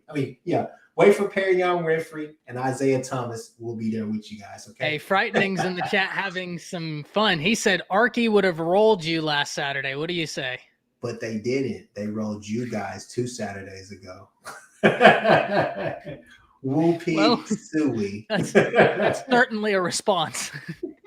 That's certainly a response. Jance, my man, what's up? Guys, I said it before. I'm going to say it again. Jance Sports, great YouTube content creator. He reacts to everything from NFL, anything you could add. Go check out his channel. Good dude. He says Arkansas defense is fundamentally sound. I completely agree. That Arkansas defense is legit. Hey, Jazz Sports, I watch his page a lot, especially when Dan Mullen did that whole "this is not our real team" thing last year after the OU game. That was embarrassing. His rant was not only on point, but it was amazing. It was amazing because I think all of America felt that way. That was embarrassing. That was an embarrassing moment for him. And especially being an SEC fan, because you literally had. And what didn't make it any better, Lincoln killed it. He said, oh, well, I'll show up in a parking lot to come play you. Meanwhile, you got Dan Mullen who's saying, oh, well, we didn't have our team. Like, come on, man. Dan Mullen was running. Yeah. That's weak. You still roll out there with Trask and, well, you still have Trask. Yeah. You still recruit 5 stars. You're Florida. I'm not saying that Florida should have beat OU, but I'm saying you're Florida. You're still an upper echelon team in recruiting and talent, no matter if your two guys aren't playing, right? Yeah. Those were two big dudes not playing, no doubt. But that's a weak excuse. That was a terrible excuse. Weak. You're not that guy, pal. But no, you're not that guy, buddy. but yeah, no, Arkansas. No, I agree with him. Arkansas has a fundamentally sound defense. But you saw a glimpse of that last year. I mean, they hung tight with Alabama last year. They were one of the only teams actually who did that. So you saw the flash. I think if I'm not mistaken, they were the SEC team most effective in slowing down Alabama's passing game last year. Exactly. It was Arkansas. Yeah. It was Arkansas. Yeah. But they run a similar style, and this is where I disagree with my buddy Frightening Truth. They run a similar style of defense to Iowa State. Let's keep everything in front of us, and you make the plays that you need to make. We're going to keep everything in front of us, because when you look at that defense, I mean, that's what they do. But, against Texas, what's the recipe? Stop Bijan, make Hudson Card a hero. Now make Casey Thompson a hero. I think that's what a lot of teams are going to do. A lot of teams will fail, but there will be some teams who will be extremely successful against that. Keep Xavier Worthy in front of you. Yeah. That dude got speed. Not Josh Moore has speed, but we put an APB out on him. We can't find him. Yeah. I mean, there's a lot of dudes with speeds, but Worthy, man, he's a good route runner. Like, I'm gonna be real. He's solid, man. He's a good weapon. Yeah, no, I have no problem with that. But what I will say is this right here. What I do have a problem with is the expectation of Texas fans as pertaining to Bijan. Bijan Robinson cannot bounce off of 3 or 4 guys and take it for 40-yard touchdown every single freaking play. He's a great running back. I'll admit that. But at the same time, when you look at what Arkansas was able to do, all they did was just load the box and say, okay, beat his husband. Oh, you can't make that throw? Okay, come on. We know you're about to run. You know you're about to run. You're not going to break that type of yardage on us. You're not that guy. You're not that guy, pal. Yeah, you're not that guy, pal. But I mean, Arkansas, I don't know. I want Arkansas to finish strong this year. I just don't know if they make it out of those 4 games above 500. Bama says, keep in mind talking about the Alabama-Florida game, the humidity. Yeah. And if you watch the end of that game, our players were gassed. I don't do well in humidity. I can't imagine what they would do. But it's going to be interesting in seeing how everything moves forward for Arkansas, because no matter what, we know they're on the right direction, but they have such a tough schedule. I mean, such a tough schedule. Yeah. Now, one team I want to ask you about, right? Because I think they're a lot of fun. Cincinnati. Cincinnati's sitting at 8, getting a great win against Indiana, but in a few weeks, they play Notre Dame. Yeah. What does that look like? Right now, as it stands, I would give the edge to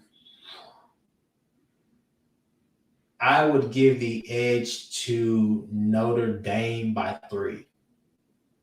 Notre Dame hasn't looked great at all this year. No. The quarterback has had moments where you're like, man, who is this guy? And then moments where it's everywhere. That safety is that safety that they have. I think Kyle Hamilton, he's unbelievable. Unbelievable, yeah. Unbelievable. Well, here's my problem with Cincinnati. I didn't like what I saw against Indiana. I really didn't. You can't spot a team 14 points and expect to come back on a good team, on a really good team. I don't think that they have the same defensive mentality that they had last year. And also, I think that with Notre Dame having their former defensive coordinator, I think that he's going to play a pivotal role in how not only they attack defensively, but maybe even offensively, as far as just like, hey, couple of points, couple of notes here, but defensively, he's going to be able to attack that team. He went up against them every day in practice. So I think that I would give a slight edge to Notre Dame. It just depends on their quarterback. Ritter will be the best quarterback on the field that day. However, when you get where's that game being played? Is it at Notre Dame or is it at Cincy? I had it written down, but I had trouble pulling it up. Let me pull it up real quick. Because that could play a factor in it as well. Yeah, it's going to – I have such a hard time with Notre Dame. Yeah. Because everybody does. Anytime it's at Notre Dame, anytime I even put a fraction of belief in Notre Dame, they let me down, right? Anytime. And so that's why I'm on the fence, but I'm going to go Cincy in that Notre Dame-Cincy game. I think that Cincy has got a lot of players to bust some stuff open, and it's going to be a lot of fun. Jaden says his food is done. Got to go see it. Thanks for stopping in, man. You know what it is. Appreciate you coming in. Enjoy having you here. Hope you had a good time. But I did want to answer something real quick from Andrew. He says, what do you guys think about Pete Golding? You think it was his play calling or the defense getting gassed?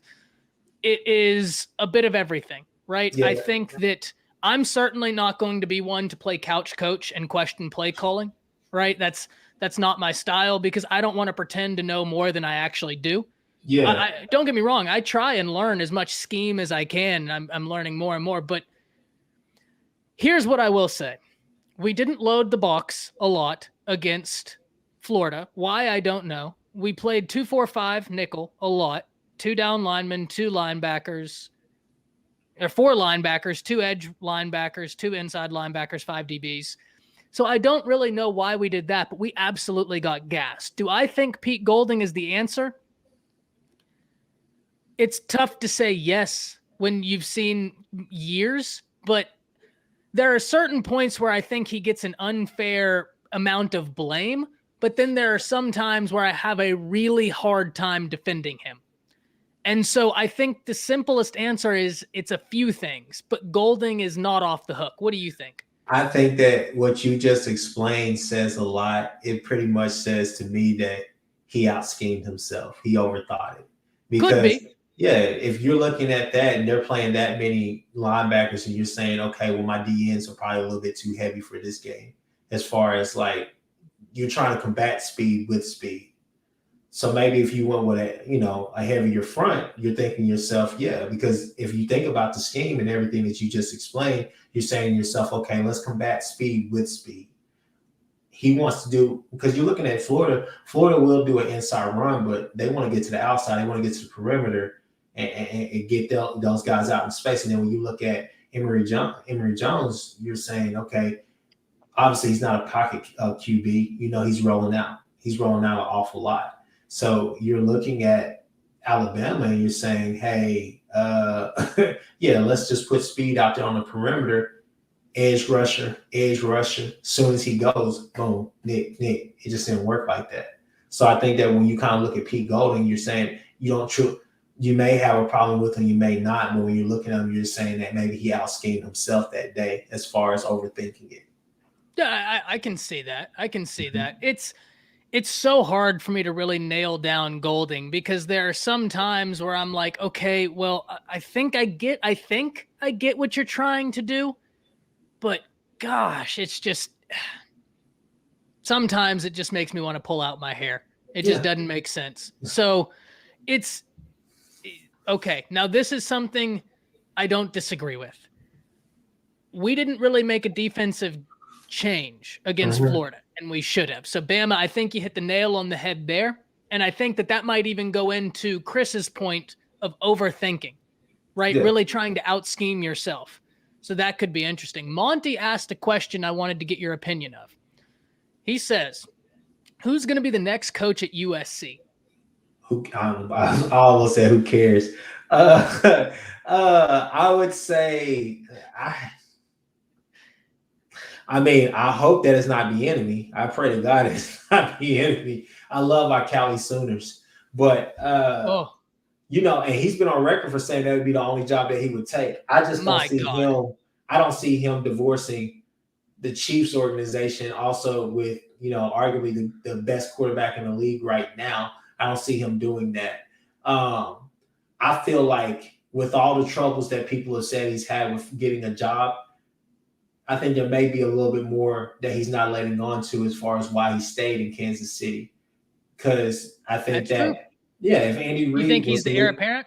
Yeah, if Andy Reid leaves the Chiefs today and retires, it's an obvious decision. Who have you won a Super Bowl and who have you had success with?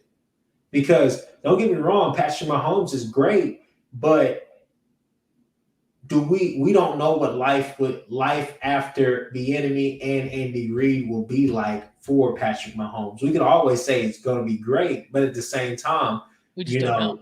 Yeah, we just don't know. But as far as the next coach for USC, I think Bieniemy is the star pick. I think that's who they would want to have. But I think that the ideal guy for the job in college right now is probably James Franklin. Yeah, look, James Franklin is a name. Yeah. Here's a name I want to hear what people in the chat think about, because I said it last week, and it's a hot name. Yeah. It's a little bit of a hot take. Hugh Freeze. That wouldn't be bad. That wouldn't be bad. Hugh Freeze is like some days he's a poor man's version of Mike Gundy, and sometimes he's a Ferrari version of Mike Gundy because he's electric. I think that he would be great there. If you can take away the burner phones, he'd be fine there. If you can take away hey. Yeah, Jant says they're not taking that risk. And you know what? That's why I say it's a bit of a hot take.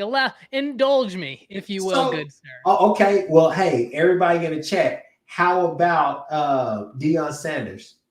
Because Gus Johnson dropped that bombshell yesterday during the Cardinals game, talking about he heard that Deion Sanders had been tied to that job, and I was like, "There's no way. There's no way."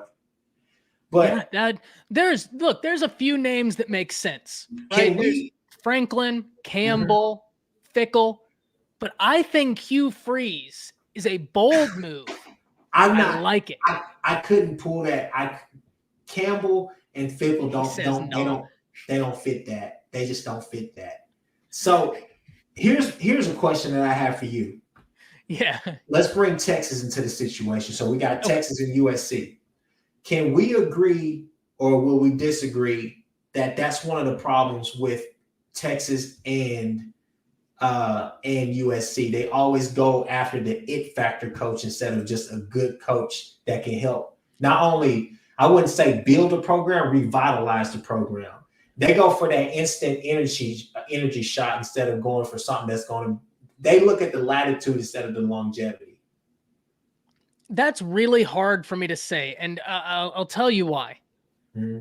Right, because when I look at Herman makes sense in the sense that he was a Texas guy, and you wanted to try and capitalize on Texas recruiting. Yeah, and so I get that.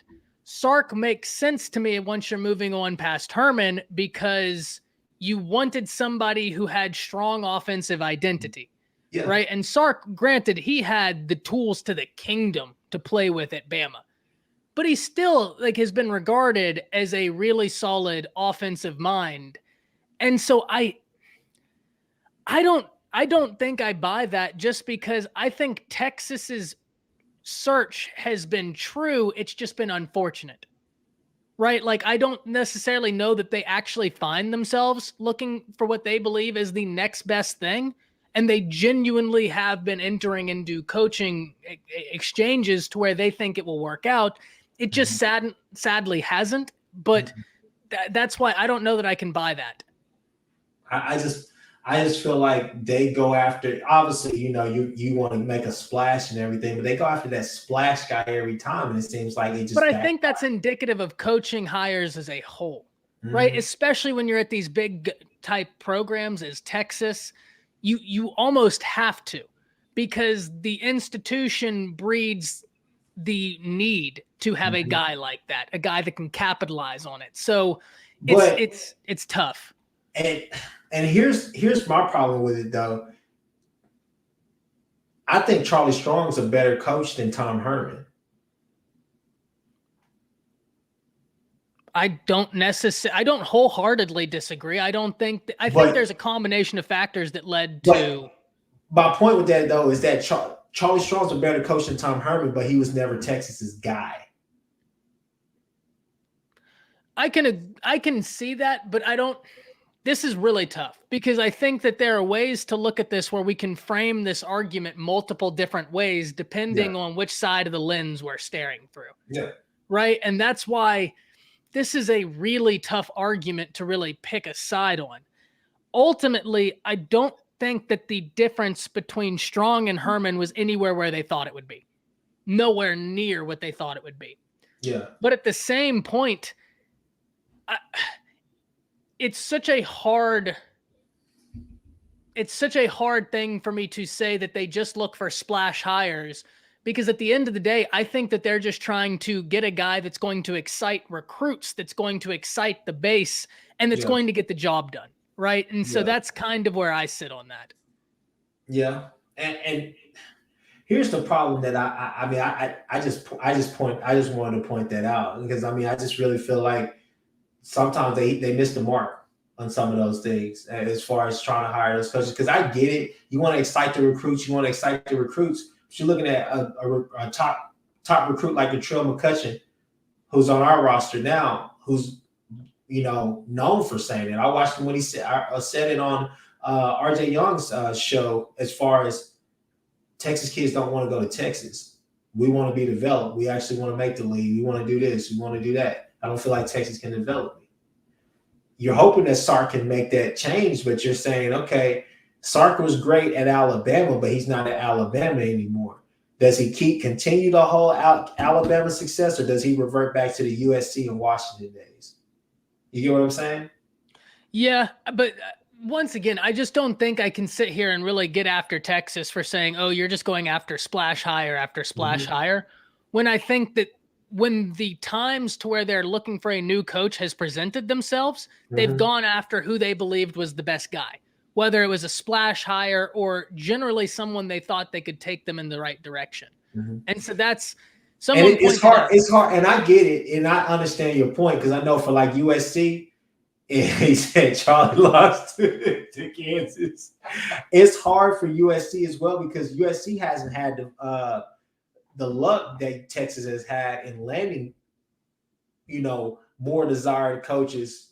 Obviously, with Clay Helton, everybody from USC and Texas wanted Urban Meyer, but he was reluctant to do that. But there's been a lot of people who's flirting with that USC job. It's just nobody has taken it. But I think also you look at USC and say nobody's taking that job simply because you had all of those infractions that you were dealing with as well. I think Jans makes a great point. Yeah. Take Pete Golding. Take Pete Golding. Take him. Go ahead. Hey, take Mike Gundy. Mike Gundy, please. I'm doing the exact opposite of that famous bit. What was it? Was it the Prince or the Rick James, where it was he was like, oh, come on. I'm doing the opposite, just the take him away. So, yeah, honestly, that's the perfect segue. Let's go into Texas, man. What you got for me? Texas. So, look, Texas got beat by Arkansas. There's no way around it. The Arkansas imposed their will. There's a lot to learn from that game. But ultimately, at the end of the day, it's even hard for me to put so much of this on any one person in that Texas game. I think Arkansas came out more ready to play. They were more physical. They won at the point of attack. And at the point you win at the point of attack in the manner Arkansas did, it's hard for anything to be successful. Now, that being said, this is why I kind of had that debate with you, right? You remember when we did this, in the summer. Yeah. And we were talking about expectations. And I said that Texas is weird because if they made Big 12 championship, in my opinion, it would be more of an indication that the Big 12 was off more so than Sark has gotten Texas right where they want to go year one. Exactly. I still think Texas can get where they want to go. I don't look at this Arkansas win and say that, all hope is lost for the Longhorns, because I genuinely think that they went to a team that had a really solid defensive game plan, and the offensive line for Texas just isn't what it should be right now. So there's still hope. But if you're Texas right now, you have got to win some battles in recruiting. I mean, you have got to. And I know we can look at Texas and they're top 10 right now. They're recruiting well. I'm not arguing that they aren't. I'm simply saying your offensive line got hurt, and we're looking at the state of Texas, and there's a Devin Campbell. There's a Campbell. Frightening, you're right. Card did hold the ball too long. I think the thing why I don't put as much blame on Card as maybe other people is when you are put into a situation where over and over and over again, the enemy is able to get pressure in the manner Arkansas did, you're going to start forming habits. And a lot of those times the habits are negative. Go back and watch a few years ago, 2019, JT Daniels at USC. USC had no offensive line. Watch his footwork regress. The kid is making throws that shouldn't be made because he's got the arm talent. His footwork regressed because he knew he had no time. Yeah. He knew he had no time. Why was Frosh even in there? Because he's looked better in practice. And look, it may have been close, but I'm going to kind of break some things right now. Up until this point, it's been close, but I'm not going to. I'd been told that Card had separated for a little bit, that he was better and had looked better in practice for a little bit. I was told it was close, but I was also told that Card was expected to be the guy halfway through the summer. Take that for what you will, right? So, look, I don't disagree with why was a Frosh even in there, but in practice, he has looked better from what I've been told. Now, obviously, I'm not there, and the game film did say something different. But I think if you're Texas, you take that loss, you learn from it, you realize what you don't have. The problem. True. Yeah, and I like that. You got to do it when the popcorn is that. No, and I don't disagree. That's why I just said true. But this is what I have to say. Texas fans from our boy Nick and Nino's Corner, shout out to him. Steven at Fanatic Perspective, shout out to both of you guys. The problem is I've sat and listened to them talk. I've sat and listened to a bunch of Texas podcasts, a bunch of Texas people talk. Here's the problem. You guys are being extremely nitpicky on Hudson Card simply because he didn't do two things that you want him to do. Check down and run the ball. Are you serious? That's not Stark's offense. Stark is not asking him to run the football. You're happy because now comes Casey Thompson. Casey Thompson he can run the ball. He's more mobile. He's this and that. That's not a great thing. Casey Thompson in that Stark system, you know what it reminds me of? It reminds me of Charlie Brewer with Matt Rule. Okay. A decent scrambler who can pass the ball somewhat. But the thing is that offensively, he had no help. As much as we want to talk about Xavier Worthy and all of that, Hudson Card had no help from his wide receivers during that game. Whittington drops a touchdown pass, or for sure touchdown pass. And you're looking at the offensive line, and you're just like, he doesn't have time. That 3-man rush was getting to the backfield every single time. Why do you think Bijan has such a tough day? It was never a doubt that Bijan would get 100 yards or however many yards he was going to get. However, how many carries would he have to get that? It was going to be a physical brand of football.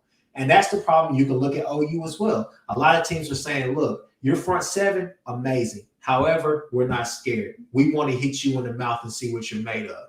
And that's what happened to Texas in that game. But you forced everybody, and a lot of people are being extremely critical, and I feel like too critical of Hudson Card because anyways, I'm sorry. But you sit there and you look at Hudson Card and you say he never had time, and also they're loading the box. That's the game plan against Texas right now. It's not rocket science. Load the box. Make life extremely hard for Bijan and make him beat you. Make him throw it over the top a couple of times so you can respect him. It's just like in basketball. I'm not going to go and guard you and play and do the whole 3 feet thing. I'm going to bag up and see what your jumper is like. You hit 2? Okay, yeah, I'm going to guard you now. Let's go. But, I mean, I just don't understand why they're being so critical of him. So I think I fall in the middle. And frightening, I think at this point, we've had conversations through the comments. He knows that I don't lay the same amount of blame on Hudson Card's feet that a lot of people do. And I don't even think I lay the amount of blame that frightening does on Hudson Card. Here's where I do disagree a little bit with you, though. Okay. To me, I don't think his receivers let him down. Because if we go back and watch that game, I'm not going to lie, man. There were some times where there were some dudes running open. It all goes back to what I was saying, right?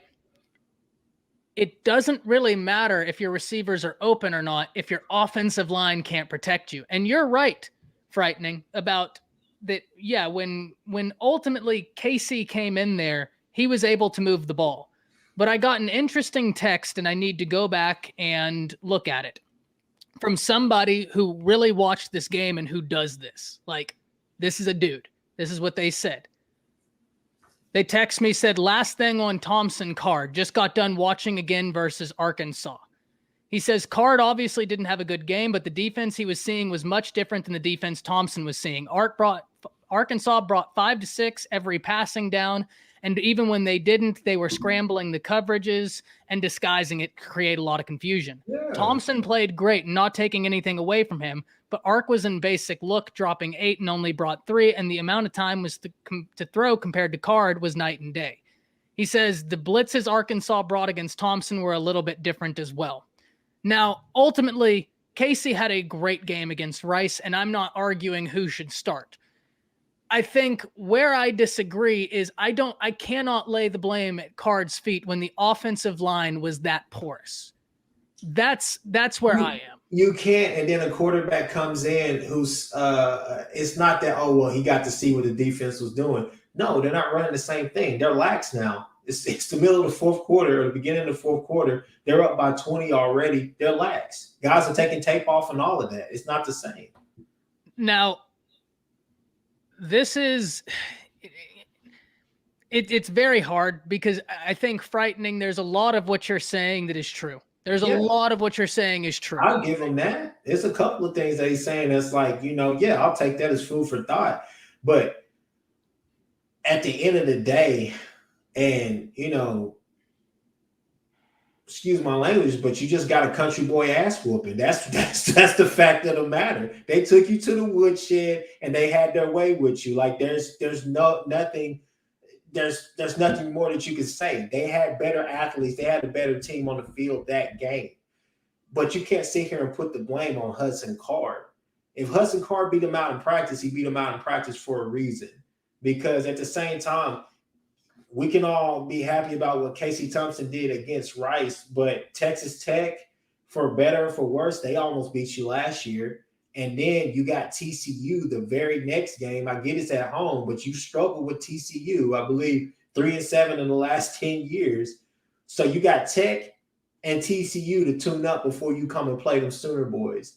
And I'm just like, hey, there's going to be a lot. It's going to be extremely telling because you guys should blow out Tech, but TCU has caused you a lot of problems. So we'll see if young Casey Thompson or Hudson Card can be the answer that you all think that he is. I do have to admit, though, Casey had himself a day. I mean, he looked really good. And there were some really interesting things during that QB battle. And it's just one that I'm very interested in see how it plays out, right? It's going to be very interesting. Now, before we close this out, right, there is a few more things, or particularly one more thing I would like to talk about, right, before we really just take some questions and then send everybody on their way to go watch some Monday Night Football. Okay. Right now, as we sit, what are your thoughts going into this next week? So Oklahoma against WVU, yes? That's yes, next sir. week? Yes, sir. What are your thoughts there? Sir.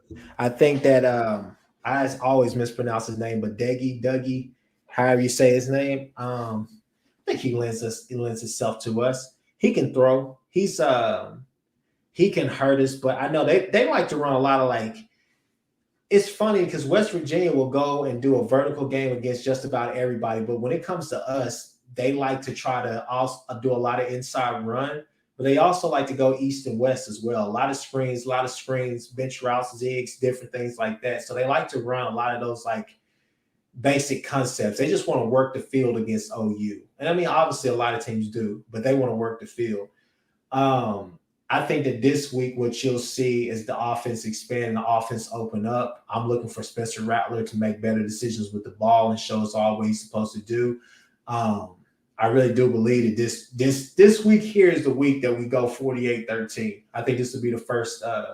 He said, I forgot TCU existed, but and that's trash. Come on, frightening truth. Max Duggan is not that good. But anyways, yes. But anyways, yeah, no, I got OU winning big this weekend and doing what they need to do on the defensive side of the ball. I'm hoping, from what I'm hearing, it looks like Bowman is still week to week. Haven't really heard that much about Woody Washington either, but supposedly it's probably going to be a game time decision. But I think you see those two return for this game, or at least the K-State game. Well, I like Duggan, so I think he's got something, right? We'll see. Okay. Chicken, thank you so much for the 5. He asks, who's better, Casey Thompson or Adrian Martinez?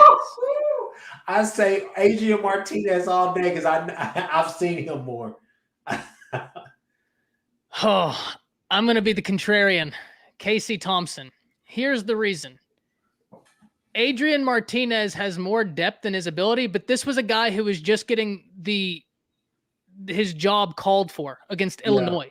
Illinois. He's been there for 6 years, so of course they're going to nitpick everything he's done. And it's been Casey 6 years of mediocrity. Casey Thompson played a great game against a terrible Colorado team, and then they go and play in witness protection, the Longhorn Network, that nobody sees that game except for Texas fans. Come on, man. I don't disagree, but Martinez plays a terrible Illinois and gets out of there.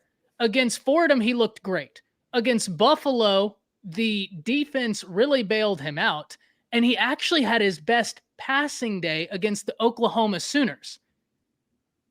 So I don't think that he's better than Casey. I think he matched up with y'all. Mm-hmm. I think it's one of those things, right? I'm going to use a UFC analogy here. Okay. Sometimes the best fighter doesn't win because the matchup makes the fight. Styles make the fight. Mm-hmm. I think Casey's a better quarterback. Martinez had the ability to hurt y'all in a different way because of his dual threat nature and what they could do outside of that. Yeah. I think they're very close, but I'd absolutely say Casey Martinez. I say Casey. I say Casey Thompson over Adrian Martinez. I'd definitely go Adrian Martinez. I would say hands down. Hey. If Adrian Martinez is at Texas under Sark, I think things would probably be a little bit different for him. I think you at least know you would have a solid starter right then and there. You wouldn't have to be shifting and going to different quarterback battles. Look, he has a deeper depth because of his athleticism. Yeah. But I just think Casey in the traditional Casey's athletic as well. For sure. But Adrian's got some juice, man. You know what I mean? Like he's got some real juice. But I think at the end of the day, I'm going to have to go Casey Thompson. I got you. I'm going to have to go Casey Thompson. All right. Agree to disagree. My man. So someone said, what's the difference between them? Utilization. To be quite frank, right? Like it's how they're utilized. Casey Thompson is an individual that he's someone who I think can have more success outside of having things schemed for him. If you remember when Nebraska played Illinois, Adrian Martinez could not pass from the pocket. They have to do a lot of things to get everything going for Martinez.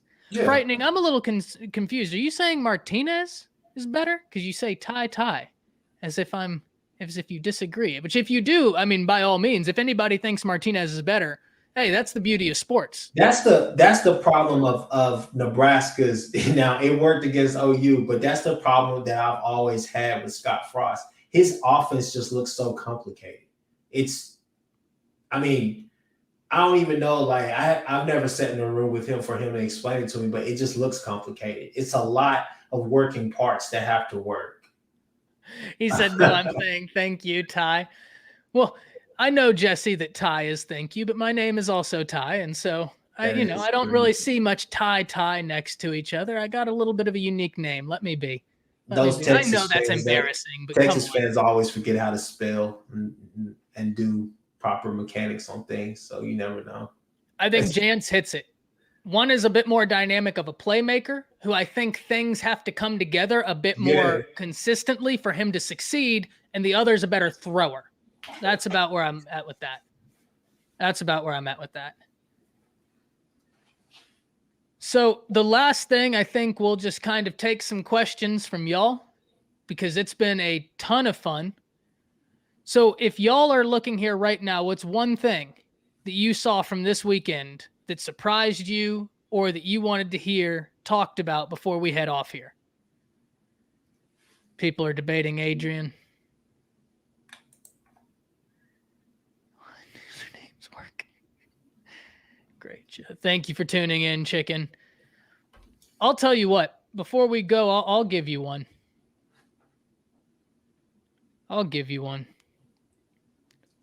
Is Iowa State... Oh, no. Here we go.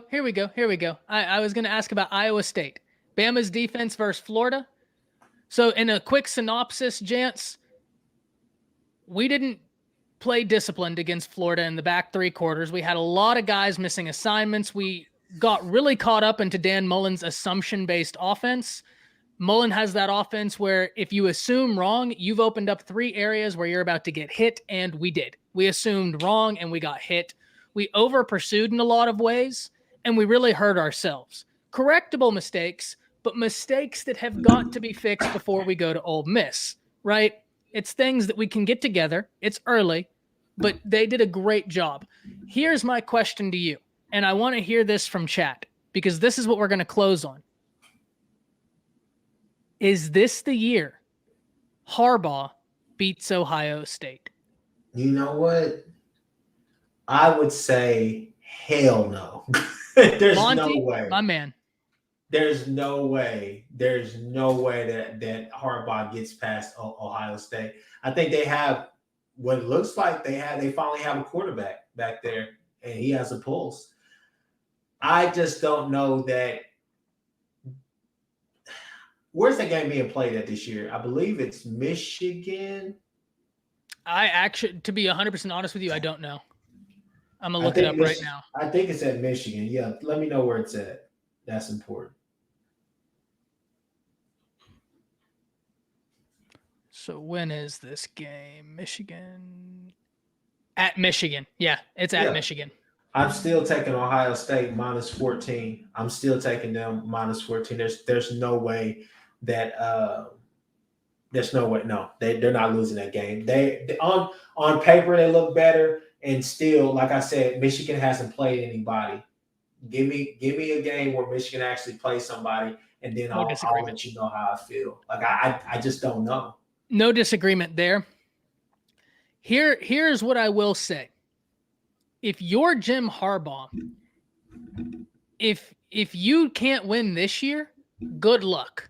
Yeah. Right? If you can't win this year, you're going to have a really hard time beating them. So you have to do it this year, or else it's just going to get harder and harder because they're going to keep recruiting. They're going to keep getting better, and it's just going to add on to itself. So it has got to be this year for Michigan.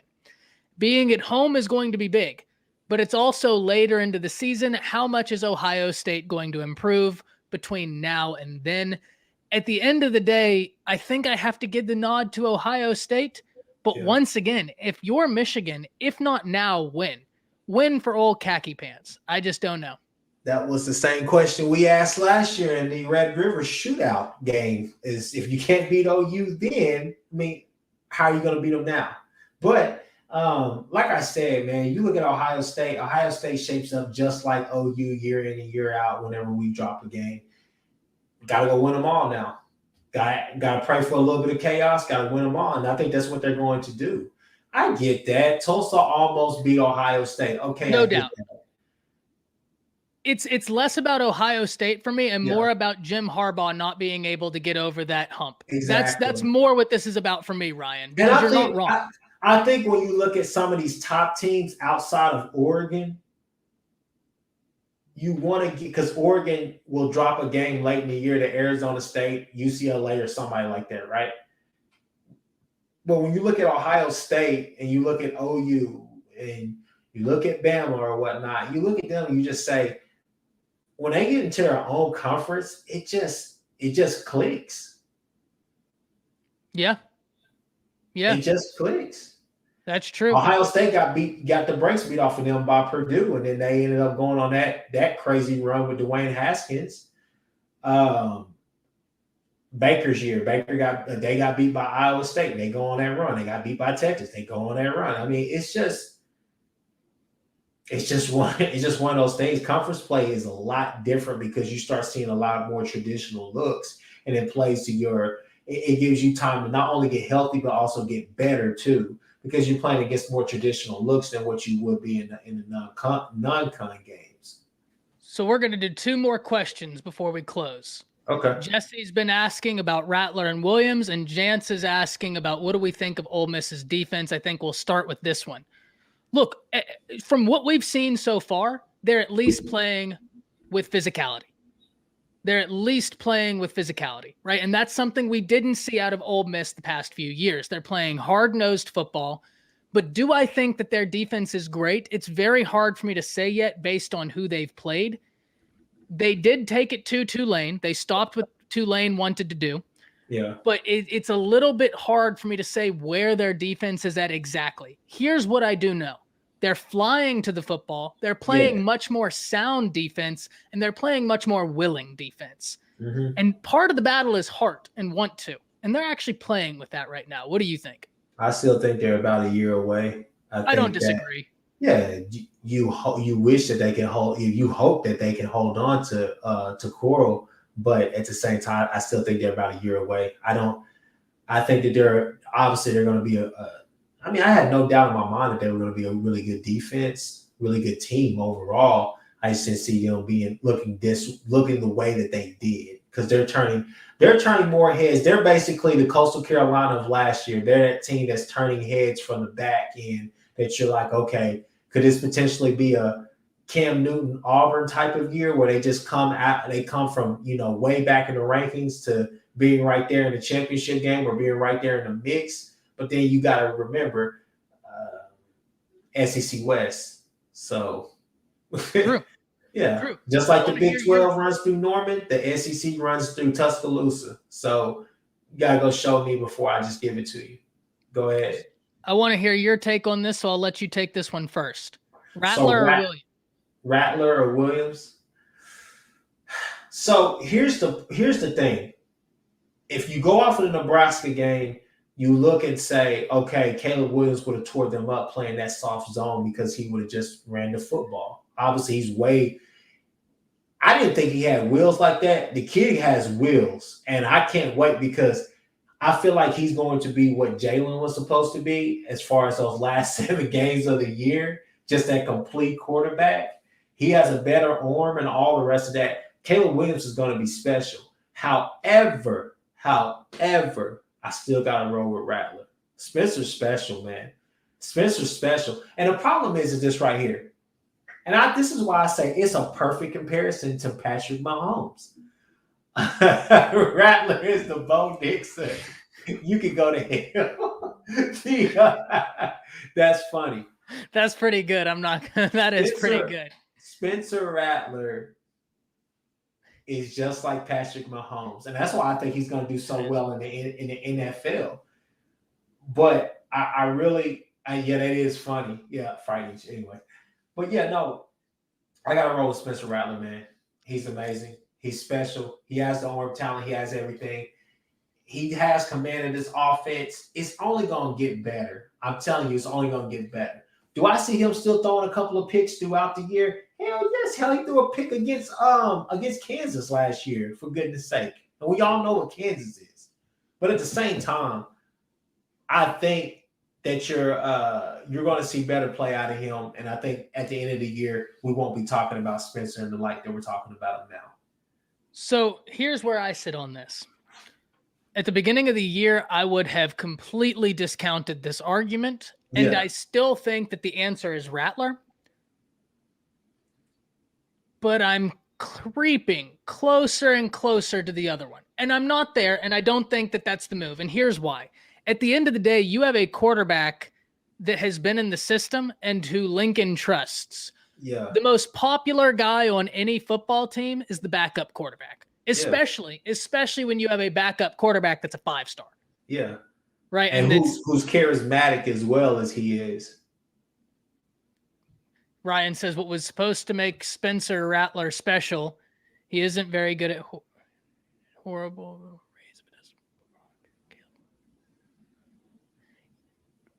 We don't. The thing right here is, even though Caleb Williams might have, and he does, I say might, even though Caleb Williams has higher athleticism, now we're asking a freshman quarterback to go in there and saying, hey, you need to be able to discern a defense better. Yeah. Right. And like, that's where I don't know what he can do. I don't know if he can read a defense. I'm not saying Rattler's perfect at it.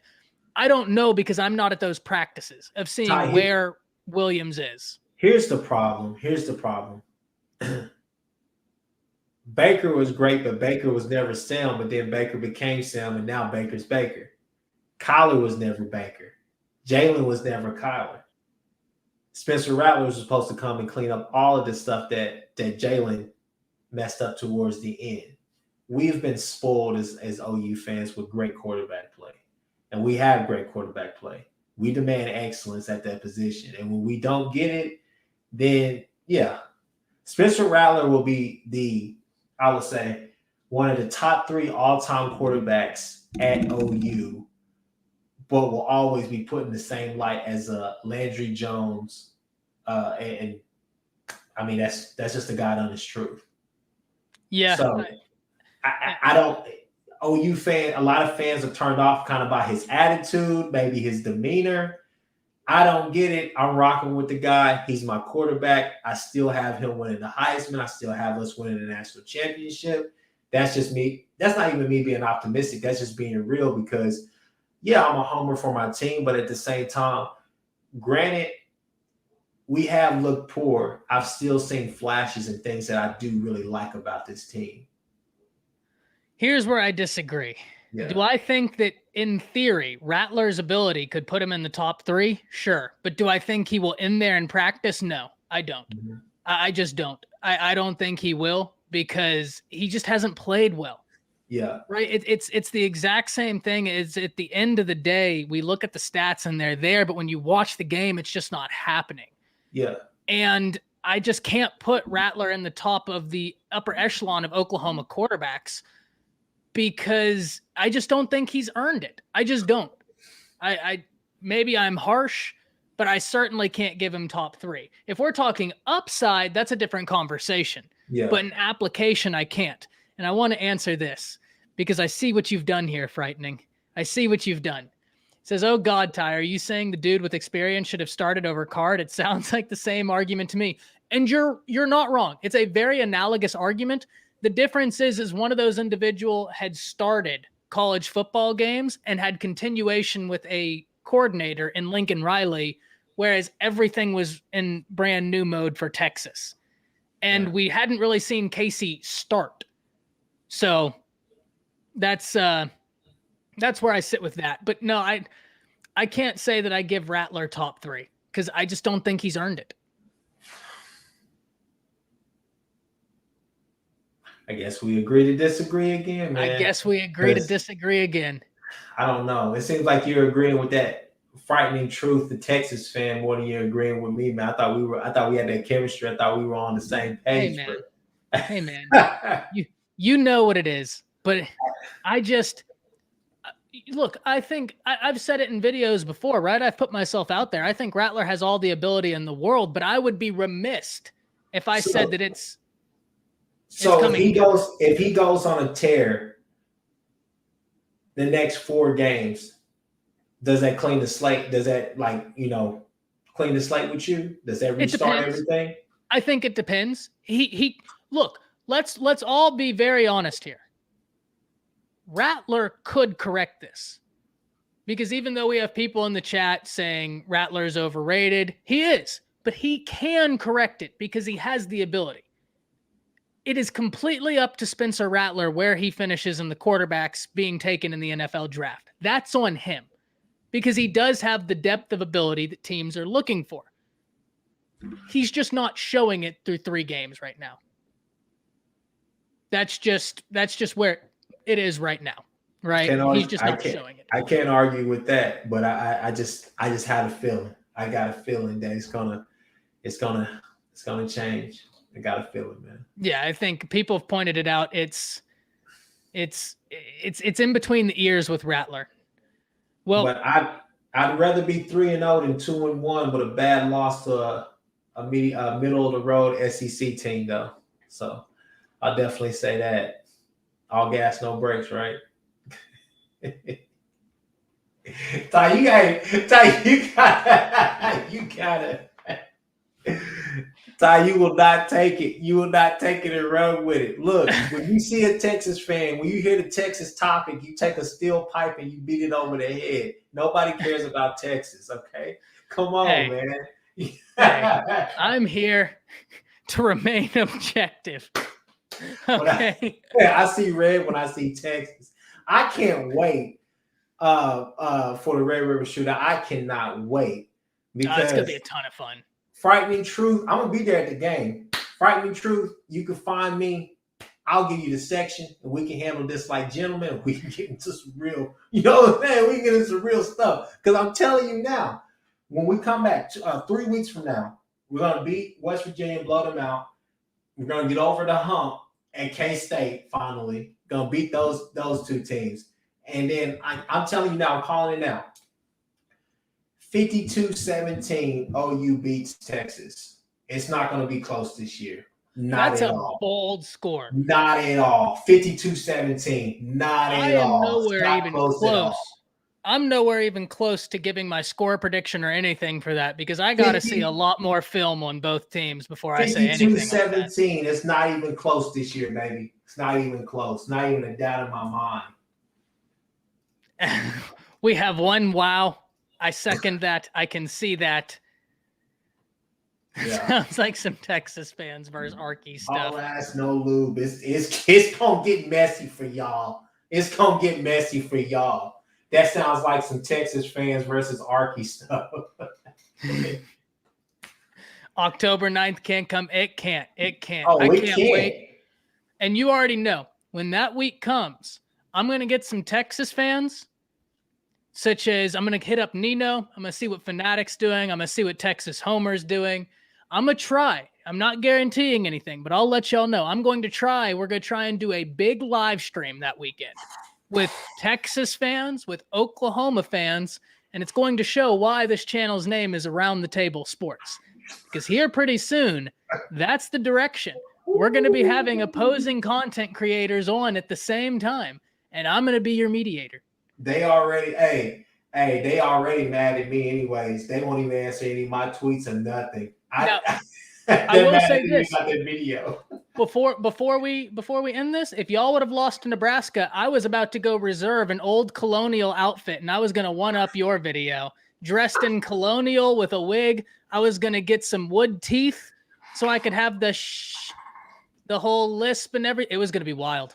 Oh. It's gonna be wild. I was gonna be out here like George Washington Jr. You don't even know.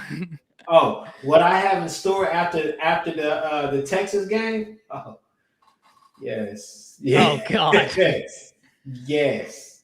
Yeah, I was ready. I was ready after the Rice game. If Rice would have somehow won that game, it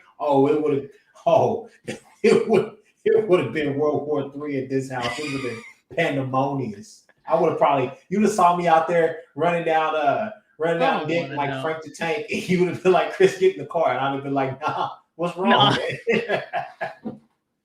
That's how I drove off like, nah, this ain't my fight. Man, look, all I gotta say is stay tuned.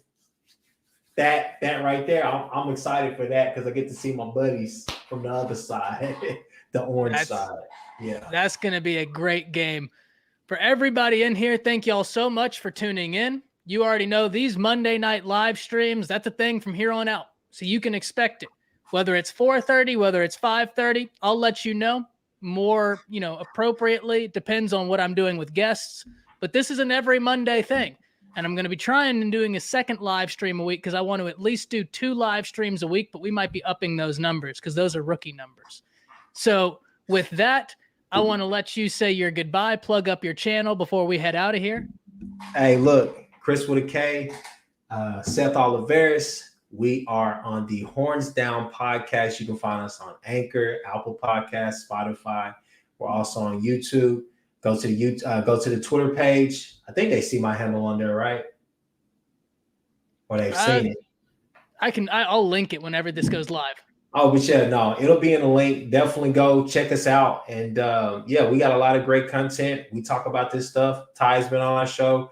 We've had Fanatic Perspective. We've had Nino's Corner. We've been on their shows. We talk a lot of OU. We break down all the games. We break down a lot of different things on that channel. And we just have fun. Seth's the football mind. I'm the troll. But hey, yeah, definitely come out and check us out. Appreciate you, Ty, for having us on. Frightening. Thank you so much for the 5 as we close. I can't tell y'all how much just the support means, y'all watching, but the donations, y'all, that means the world. It really does, as my light is turning off. But that's something, that's a big reason of why I started this channel. I did a lot of debate. And so we're going to move into not only breakdowns, but then getting content creators from across the board on, and we're going to be having conversations. So it's going to be a ton of fun. Thank y'all so much for everybody tuned in. Don't forget to like the video, comment down below what y'all thought, and subscribe if you haven't. Jance, you already know we're going to get you on here one of these weeks. We're going to have a good time. But thank y'all, everybody, for tuning in. Y'all go enjoy your Monday Night Football, and we'll see you next time. That's it. See ya.